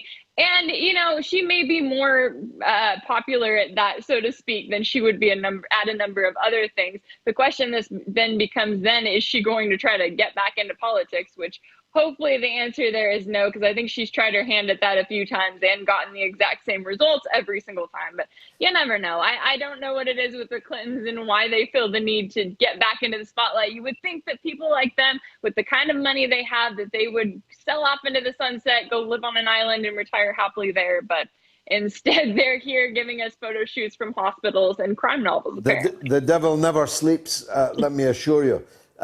Finally, talking of people coming back into politics, Because we know nothing about what Donald Trump does nowadays, because he's banned from all the public spaces, as they used to be called, the public squares. What's the latest on Trump? What's he been up to this week? You know, he's still having a number of rallies. This week, he's actually going to be deposed. He's going to testify before court, virtually rather, on a case of, it sounds like that there's a few protesters. They claim that they were roughed up by Trump's security team outside of the Trump Tower back in 2015. Now, you may wonder, why are we talking about this case? It sounds like it's just now coming back around 6 years later. And there are a number of kind of lawsuits that Trump is facing. And so I think that we're much more likely to see more of that and to maybe see more testimony from as we go along. But we still have not gotten an announcement on whether or not he's going to run. I'm still waiting to see what he's going to do, how he's going to do it. And of course, then it all comes down to, if he decides he's running, which running mate is he going to pick this time? Because I highly doubt it's going to be Mike Pence. Totally. It's impossible that it should be him. I think a good, I know you're not a gambling woman, but if you were, the governor of Florida would be the man to put your money on, don't you think? See, I would think that he would be, but he may actually try to take Trump on. I think that he's built up a lot of favor in terms of his response to the pandemic over the last year. You know, there's been a lot of frustration with a number of governors, such as the one that we've seen in New York City and the way that they handled it. And Florida has kind of been one of those states, especially for Republicans who, you know, those who felt like they didn't get the fair outcome of the 2020 election. And now they're watching the way that the U.S. government has handled the pandemic, the lockdowns that they have put out there, and they don't trust the way that it was handled. Sure, they're going to go after someone like DeSantis, and he is going to be their guy. But of course, if Trump is the one who overtakes him, then I could see him maybe signing on for a vice presidential role in the hopes that that'll, you know, advance his career later on down the road. Yeah, I mean, just as we've said about Joe Biden, a second Donald Trump administration won't feature Donald Trump at the head of it for a whole term unless he's Superman. But if he was Superman, he'd now be kissing guys. Who would have thunk that either? Rachel Blevins, thanks for joining us on the Mother of All Talk Shows. Thank you. Will COP26 save the planet? Yes, a mighty 4% of you. I told the editor this. Nobody will vote yes. No, 96%. Come on, I want to see that 99. Let's hear from Kieran in Hertfordshire. Go ahead, Kieran. Hi, George. Yeah, it's about David Amos. God rest him. I seem to remember in the early 80s, did they call him Essex Man or something? There was something. Yeah, he was very much, although he was actually from the East End of London, but he was very much the Essex Man. He won Basildon, and he became Basildon Man, emblematic of how Mrs. Thatcher was then taking political territory that had not been held by the Tories before. That was it. That's him. Yeah. It looks like we're looking at some kind of terrorist attack. Then, obviously early days, But if it is, there always seems to be just two conclusions from these, and one is that we have too much freedom, too many rights, and the other one is there's not enough war. And I always find with these terrorist attacks, on the back of them, it's almost like it's a bit of an own goal. It's like handing something to them. Look, you've done this to us, and in return, we're going to punish everybody by reducing their freedom, and they're reducing their rights to move around, their rights to use social media, whatever it is. And it's. Are you still there, Kieran? Yes. Sorry, have I lost you? I've lost Kieran. Have you got him, Chris? Hello, Kieran. I lost you there. Hello, George. Can you hear me? Are you there? No, we need to come back to you, Kieran. Let's go to DJ in Oregon. Why would you not? DJ, happy birthday to you, my friend. Thank you, Mr. Galloway. 30 years around the sun, and I still feel young enough to... Many happy returns. Long life to you. Go ahead, DJ. Thank you, sir. Mr. Galloway, I'm in my last year of college, and I'm writing a thesis paper, and I wanted to get your opinion on this because I feel it might tie into several things that you've talked about previously. I'm writing a paper on post-COVID government, And I read an article in The Independent, and I'm sure you've probably seen this. If not, I'm sure somebody could show you, sir. The Conservative co-party chairman, I believe, made an announcement to their party headquarters to be prepared for an early general election between 2022 and 2023. Yeah. Now, and I understand that, the Labour Party, everyone is gearing for it. Now, my question to you, sir, is this, and I wanted to get your opinion as a parliamentarian. Do you think the way that the Prime Minister is handling government post-COVID by raising taxes, spending more on the NHS and everything like that, do you think if he were to call an election or find a way to use the Fixed Term Parliament Act at his discretion, do you think he would win it? And I say that, sir. He would win an overwhelming majority. The Fixed Term Parliament Act can be repealed in an afternoon, and would be, because nobody likes it. It was the unloved child of David Cameron's lash-up with Facebook's grandee, Sir Nick Clegg. And nobody loves it. Nobody wants it. It would be repealed very simply in the House of Commons. So we would return to the status quo ante, which is that the Prime Minister can ask the Queen to dissolve Parliament and call a general election at his discretion. I really think that an early general election is on the cards, one in the depths of winter, perhaps, in 2022. That would be quite a cute move from the Conservatives. And Boris Johnson would win another huge majority, not least because the Labour Party, and here's a prediction, you can write it down, the Labour Party will never again poll more than 30% in any British election. In fact, I'll go further, I'll say they'll be below 30%. And that means that the Conservatives will always be the biggest party by far in Parliament, and thus able to form a government. Until things change fundamentally politically in this country, I don't think that Labour will ever again reach 30% of the poll. So if I was advising Boris Johnson, and I'm not, I would tell him to go in early December of 2022. In other words, a year come Christmas. Thanks very much, DJ. Let's go to, is Brian in London back? I'm here. Hello, George. Yeah, go ahead, sir. Okay, George. I was listening to your comments earlier about David Amos, and I just wanted to say a few things in respect of that. Obviously, it's a horrible and inexcusable crime what happened to David, and I can see obviously it's obviously got you quite passionate in respect of what you said in regard to it. But a couple of things. I mean, just first, I'd like to say, in my past, I was a detective with the police in London, and I dealt with 7/7. Was very much involved in it, so I got first-hand experience of these types of terrorist attacks and the devastation that they cause. And in fact, when I saw later events that happened a year or two later, a few years later, with the London Bridge attacks, they also caused emotion in me that were similar to what you have, in terms of, being disgusted by the motives and the actions of individuals randomly going around killing people in the name of Islam.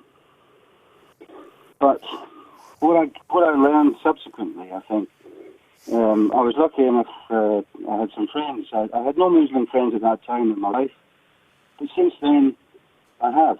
And I learned a bit more there. I suppose I educated myself a bit in respect of Islam and what it truly represents.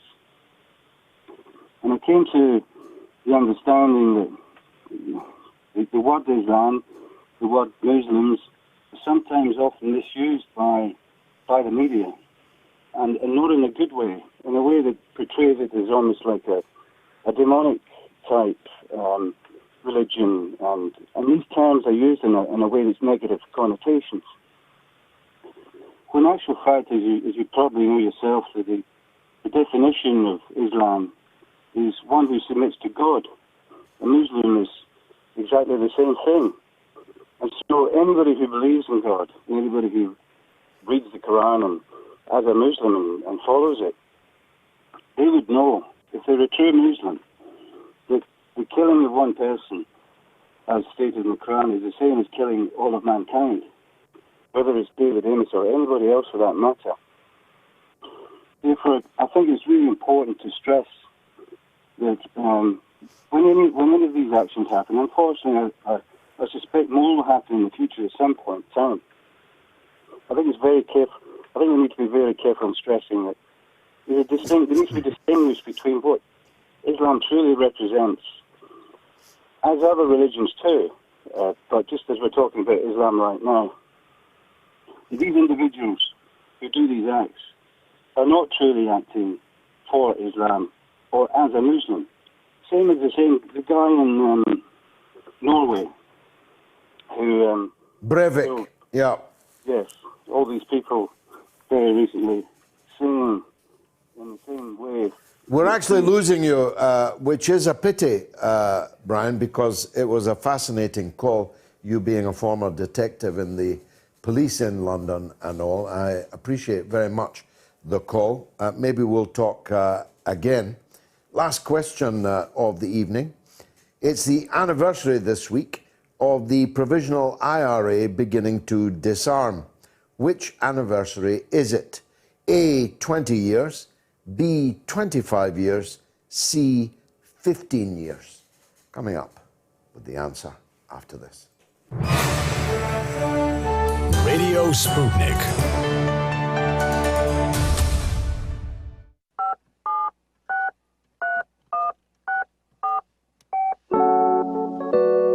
Tom says after independence we could choose the government we want. Tom, could you not have called me and argued that nonsense? Couldn't you? What's wrong with you, man? You've had the vaccine. Go ahead. When I came out, I went into a boxer stance and started doing a jig. And an old fella said, "Hey, have you just had that vaccine?" I said, "Aye." And he said to his wife, "Come on, love, you better get me one of them." He said, "Make me dance." So you're full of life. And Ben says, could Scotland actually do better autonomously? Like I want California to secede, but I think we'd thrive if not burdened by the rest of the US. How very revealing of you, Ben. How utterly revealing of you. And Philip says, how any Labour or Tory supporter has the nerve to say the SNP are corrupt is beyond me. Why do you people not have the guts to call up instead of cowering behind one single name on social media? There's a lot of people in Bradford who won't be taking this antivirus due to religious grounds. Simon, what do you mean by religious grounds? Religious grounds, I mean, many Muslims, for example, have issues with regards to this vaccine. Certain things. Tell me what issues? What issues? Well, for example, pork. What does pork have to do with this vaccine? You're kind of, again, you're clouding the issue here. There's the religious... I'm not clouding the issue. You said pork. Of course you said pork. But Simon, there's other things which Simon, are probably...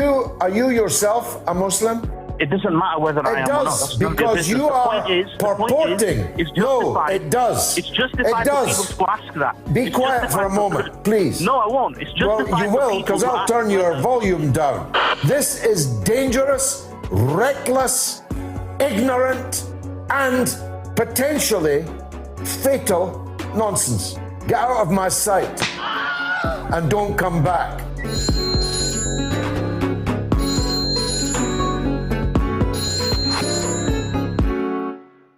Tough questions are the most powerful weapon we have. As long as you have questions, we'll keep asking.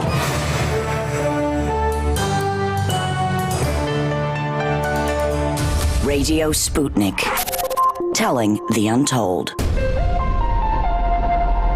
It is, of course, the 20th anniversary of the beginning of the disarmament of the provisional IRA.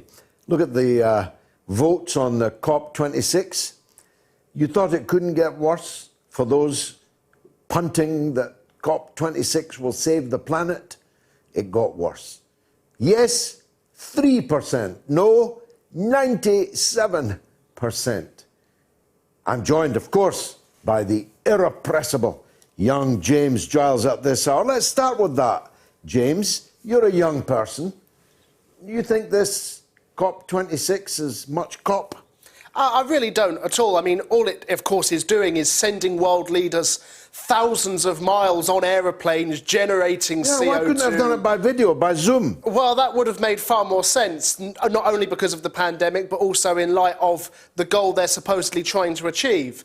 But given that, you know, some really major global players are not coming to COP26, Russia, China, and others too, there really is very little point. There'll be no matters of substance agreed that will be of any use to save the planet, as your poll says. And so really, it's just a talking shop that not only will generate a load of CO2 from travel, but also generate a huge amount of hot air from all the people in the room. Why did Boris Johnson agree to hold it in Glasgow? There are several reasons why he might not have. One of them is that Glasgow, I say this as someone who lived there and represented Glasgow in Parliament for many years, has never been dirtier in my lifetime. And Glasgow was once really, you know, no mean city. But rats are running wild. The bin men are on strike, not least because they're endangered by the rats. The railway workers are on strike. And of course, it's giving his potential nemesis, or would-be nemesis, Nicola Sturgeon, a day in the sun. Why do that? Well, I think it's a foolish move, but it's a move, I would imagine, that was made some time ago, before the rubbish really began mounting up and all the rest of it. But, I mean, there's benefits in the one hand. You know, Boris Johnson, if it goes well, can say, you know, this is what we've achieved in the Union, this is global Britain, of course, you know, a post-Brexit Britain that's reaching out to the world on a global mission to reduce carbon emissions. But the reality is that it really won't achieve much. It will cost a huge amount to the taxpayer. There's a no-fly zone that's being imposed across the entire Central Belt. Joe Biden himself is staying just outside of Edinburgh and will need to be helicoptered in to these meetings in Glasgow. So the airspace is reserved for President Biden. And so it's really only generating carbon emissions, and to very little gain, I think, for Boris Johnson and indeed the country. Why are the Russians and the Chinese not coming? Well, the Chinese haven't completely ruled out sending a delegation, but the Chinese premier won't himself be attending. Perhaps because they feel attacked? Yeah, perhaps. I mean, you know, China has been in the news a huge amount since announcing that Xi Jinping wouldn't be attending. It's not perhaps the best way to foster good relations between Britain and China, or the world and China, but ultimately there will be nothing of substance that can be agreed. And so what is the point, really, in any country, sending your head of state to a summit where it's just a talking shop? You know, send a delegation, by all means, but there's nothing actually on the table of substantive nature that will make a difference to reducing global emissions. Now, of course, Parliament moves on, British politics moves on, even after such an horrific crime as was committed on Friday with Sir David Amess. You've got news, I think, about the by-election, which will inevitably have to be held in the stead of Sir David. The other parties are not going to contest it. Well, Labour and the Liberal Democrats have announced that they won't be fielding a candidate.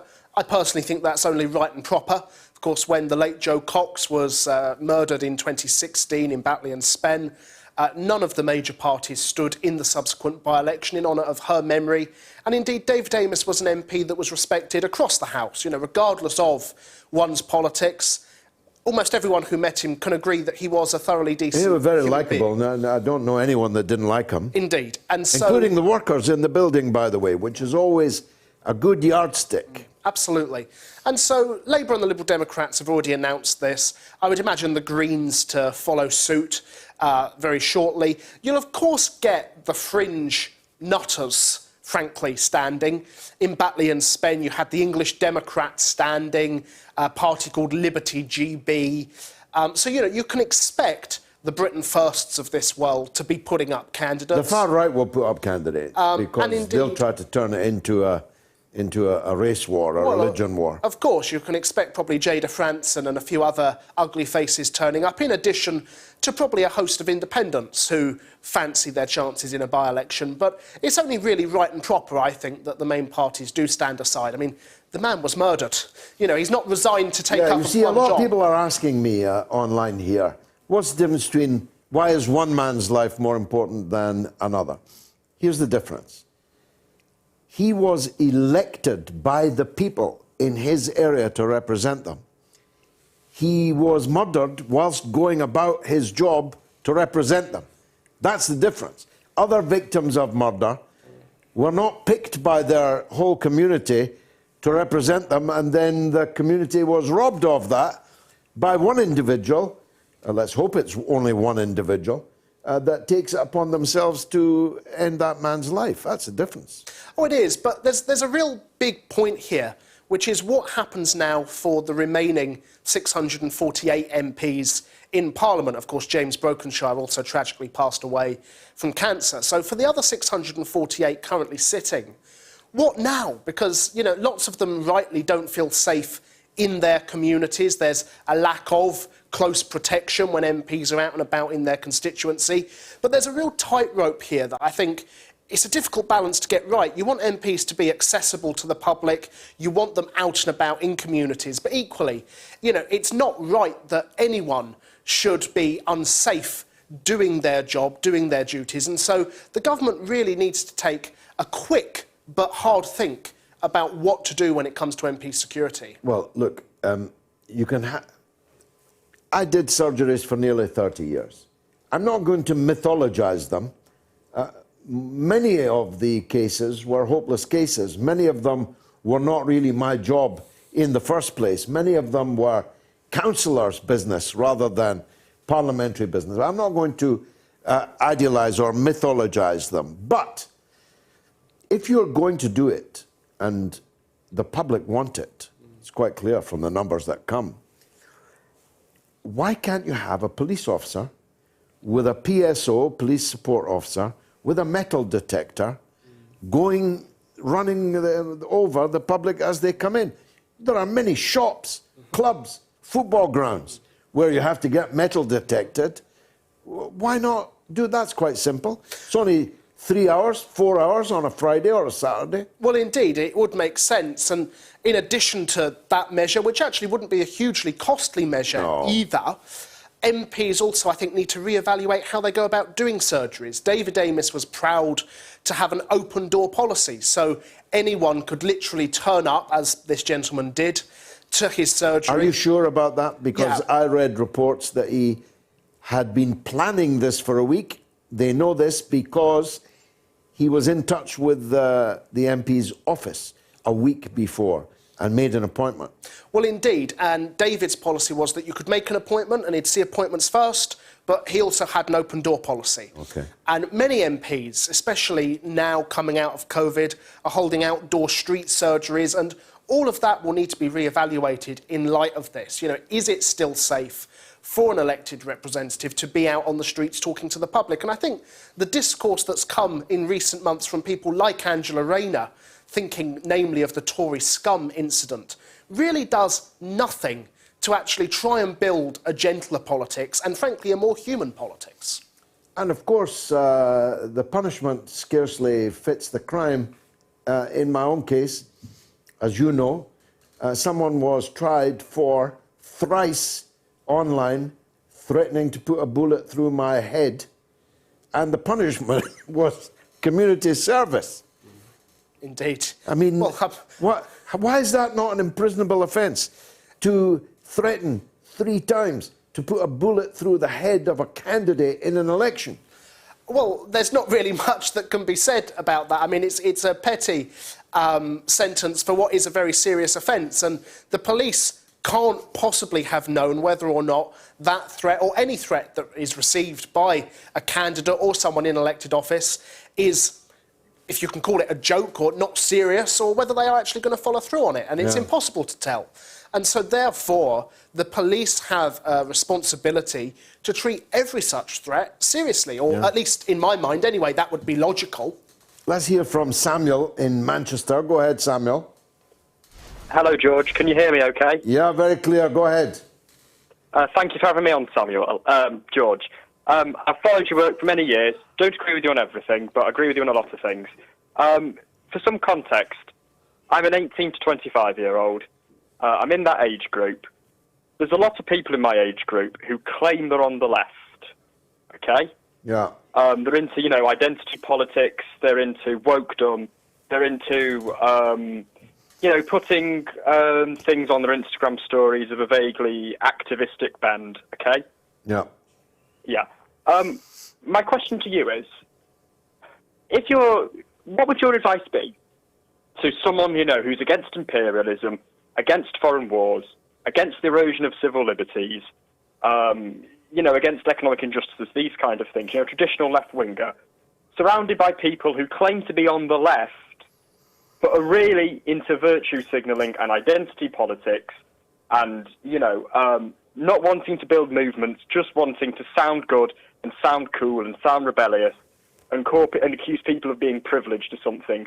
How would you organise 18 to 25-year-olds who either think being left is being woke and being into identity politics, not being into sort of real material issues and foreign and domestic policies, or who've been put off the left because they think that's what it is? Well, brilliant, Samuel. That could have been me speaking. I wish I was 18 to 25 and as wise as you. What I'd say is they should get in touch with me. I'm trying my best to organise such people. Thanks for the call. Let's go to Caroline in Glasgow. Caroline, welcome. Good evening, George. It's about the protocol in the two-thirds of Ulster. Yeah. The DUP voting to leave the EU. Yeah. Now, I personally believe that they were hoping for a hard border. Right? They were hoping for a hard border to get a 300-mile watchtower with barking dogs again. Well, we both know that that is never going to happen because of the GFA. It's an international law, not an English or a British law. It cannot and never will be broken. Now, what annoys me is I heard an English MP, I forget his name, saying that they never thought about Ireland, Northern Ireland. They never thought about it at all. Right? They never even thought about what would happen over there. And when you see the people rioting, it's always been the same. They never thought about it. Hence why 50 years ago, the Loyalists and the Unionists were getting 2, 10 and 20 votes because they rented homes out to the Nationalist people. Those days are long gone. Right? And the gerrymandering that they done 100 years ago to always keep them in power, that's gone too because they did breed them out. One touch of a button, being Google, will tell you that. You know what I'm talking about, George. Right, all that, as you said once, I heard you saying it to a toll cross man. Under orange terrorist threats, the place was gerrymandered. Right, all that shouting about Jerry Adams and that other one, Jerry Kelly, the biggest Jerry of them all was gerrymandering. That's a good line. That's a good line. That's a good line to quit on, Caroline. That one will live. The biggest Jerry of the lot was gerrymandering. Ian in Hounslow, go ahead, Ian. Hello, George. It's just in the wake of the murder of David Amos. Yeah. There seems to be, from Priti Patel, some kind of knee-jerk reaction. And I've got a feeling some exploitative manoeuvres from other politicians who really don't want to subject themselves to legitimate or robust criticism. Okay. Now, the Parliamentary and Diplomatic Protection Command was set up in the wake of the Joe Cox murder.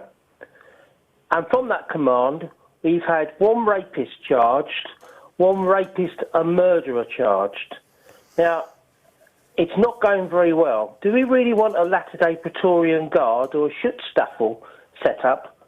I don't think David Amos would want that. I've never met him, but I've watched him on the parliamentary channel challenging committees, certainly on crime. And I don't think that's what he'd agree to. Well, look, I don't know what you think. you know, David Amos is gone now. We shouldn't speak ill of his memory and the circumstances. He would have taken a different line to me, maybe to you, on these matters. I don't even know if he would have stood up against the anti-free speech initiatives, knee-jerk initiatives that are beginning to percolate out. I don't know. It would be wrong for me to speculate about that. What I do know is that if we are to defend our democracy, the front line is the right freely to speak and express ourselves. Because if we don't have that, if that is cancelled underneath our feet, we can no longer call ourselves a democracy. It will be a managed democracy, a managed political system, where only those within the bandwidth of the prevailing orthodoxy will be permitted to disagree about the most minor of aspects, and anyone who takes a fundamental disagreement or difference with that prevailing orthodoxy will be increasingly pushed to the side. And then we eventually won't be a democracy at all. The person that killed David Amos was not a refugee. He was not even an immigrant, I think, although I may be wrong on that latter point. No, you're quite correct. He was, the alleged killer was born here, so he's British. So stopping illegal immigration, stopping dinghies coming across from war-torn France to Dungeness is not going to solve a problem of someone who was born here and who is British. That's a problem we have to solve, but it will not be solved by stopping refugees. It will not be helped by the landing of hundreds of people in a day of fighting age, some of whom, by no means all, perhaps not even nearly all, some of whom may turn out to be criminals, may turn out to be terrorists. How can we know? How can we possibly know? We've no idea who they are. But they land here, and then they're in a hotel near you. And if any of them are bad, they will do bad things. And if they do bad things, that will cause bad problems for people who look like them, who worship like them, who have every right to be here, and indeed in many cases are already born here. Scott in Glasgow. Go ahead, Scott. Yeah, hello, George. Let's not forget who the real instigators of all this are. Matt, before you hold me, can I read out some headlines here? Dan Hodges, Labour must kill vampire Jezza. That was Corbyn pictured lying in a coffin dressed as Dracula. That was a Mail on Sunday, Mail bloody Sunday, right? And there's another one here, the front page headline of the Scum. Corbyn is a security risk. I'm going to read out another one. Front page headline of the Scum. Apologist for terror. Pictured with Jeremy Corbyn pictured with Diane Abbott. Another one. Front page. We're not talking backroom chats here. We're talking front page. Front page headline.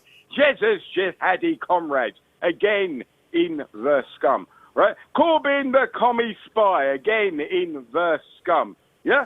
This is what... And Jess Phillips, I'll stab him in the front. You know, and no one said a damn word.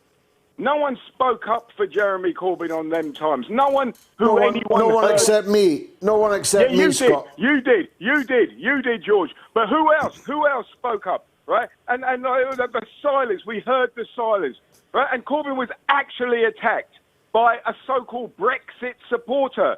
And as you know, George, he was against the EU from time. But he was attacked by a Brexit supporter. Why? Because of the media in this country, right? It's absolutely disgusting what the media do. You know that. And this is Don't I? I could show you my scars. Some of the hypocrites demanding that people be nicer and kinder and gentler are some of the most vicious, vile attack dogs that we've ever seen in British politics or in the British media. I could give chapter and verse, but time is running. Thanks for the call. Who's next? Have we had Richard in Manchester? Richard, go ahead, Rich. Hi, George. Good evening. Thank you very much indeed for having me on your show. Welcome. Go ahead, sir. That young man you got there, James Giles, is a centre forward for Manchester United in the future. He's a good speaker like yourself. He's a very, very good speaker. He's a clever young man. Thanks, he's not Richard. Not as good as you, George, but he's got a long way to go from being 21. He's my apprentice. George, this very, very sad time with David Amos. I was completely floored by it, I must say. And, George. And I immediately pictured the worst case, which has turned out to be the actual case. Going back historically... I immediately pictured that he would not survive, and I pictured who might have done it, and the reasons they might have done it, and if the Crown allegation is true, then I was right on every count, I'm very sorry to say. Go ahead, Rich. George, what is going to happen in the future? This has been going on too long. For 20 years now, these radicalised people have been coming into our country. Everybody knows they're there. There are too many for the police to handle. They have to try, and they have to try, and they have to try. But there are far too many. And when Tony Blair does what he does, and he's now advocating to support a war against Iran, and notably... That'll work, that'll dampen down terrorism around the world. Yeah. Yes. Invade Lebanon. That'll work. I mean, it's unbelievable. These criminals want to return to the scene of their crimes over and over again, making everything worse. You're spot on, George. And what they've done now is in Afghanistan, they've left £85 billion worth of top killing machines ready for this war to start and getting the Shias against the Sunnis with Iran-Afghanistan to start with. Well, I watched John Bolton's interview with Afsan Rattansi yesterday. That's precisely what Bolton has in mind.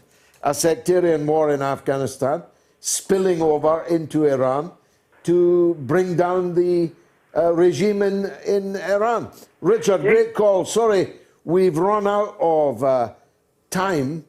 On the point of what happens now, the intelligence services appear incapable for reasons of resource, maybe, although they've got twice, 3 times the resource that they used to have.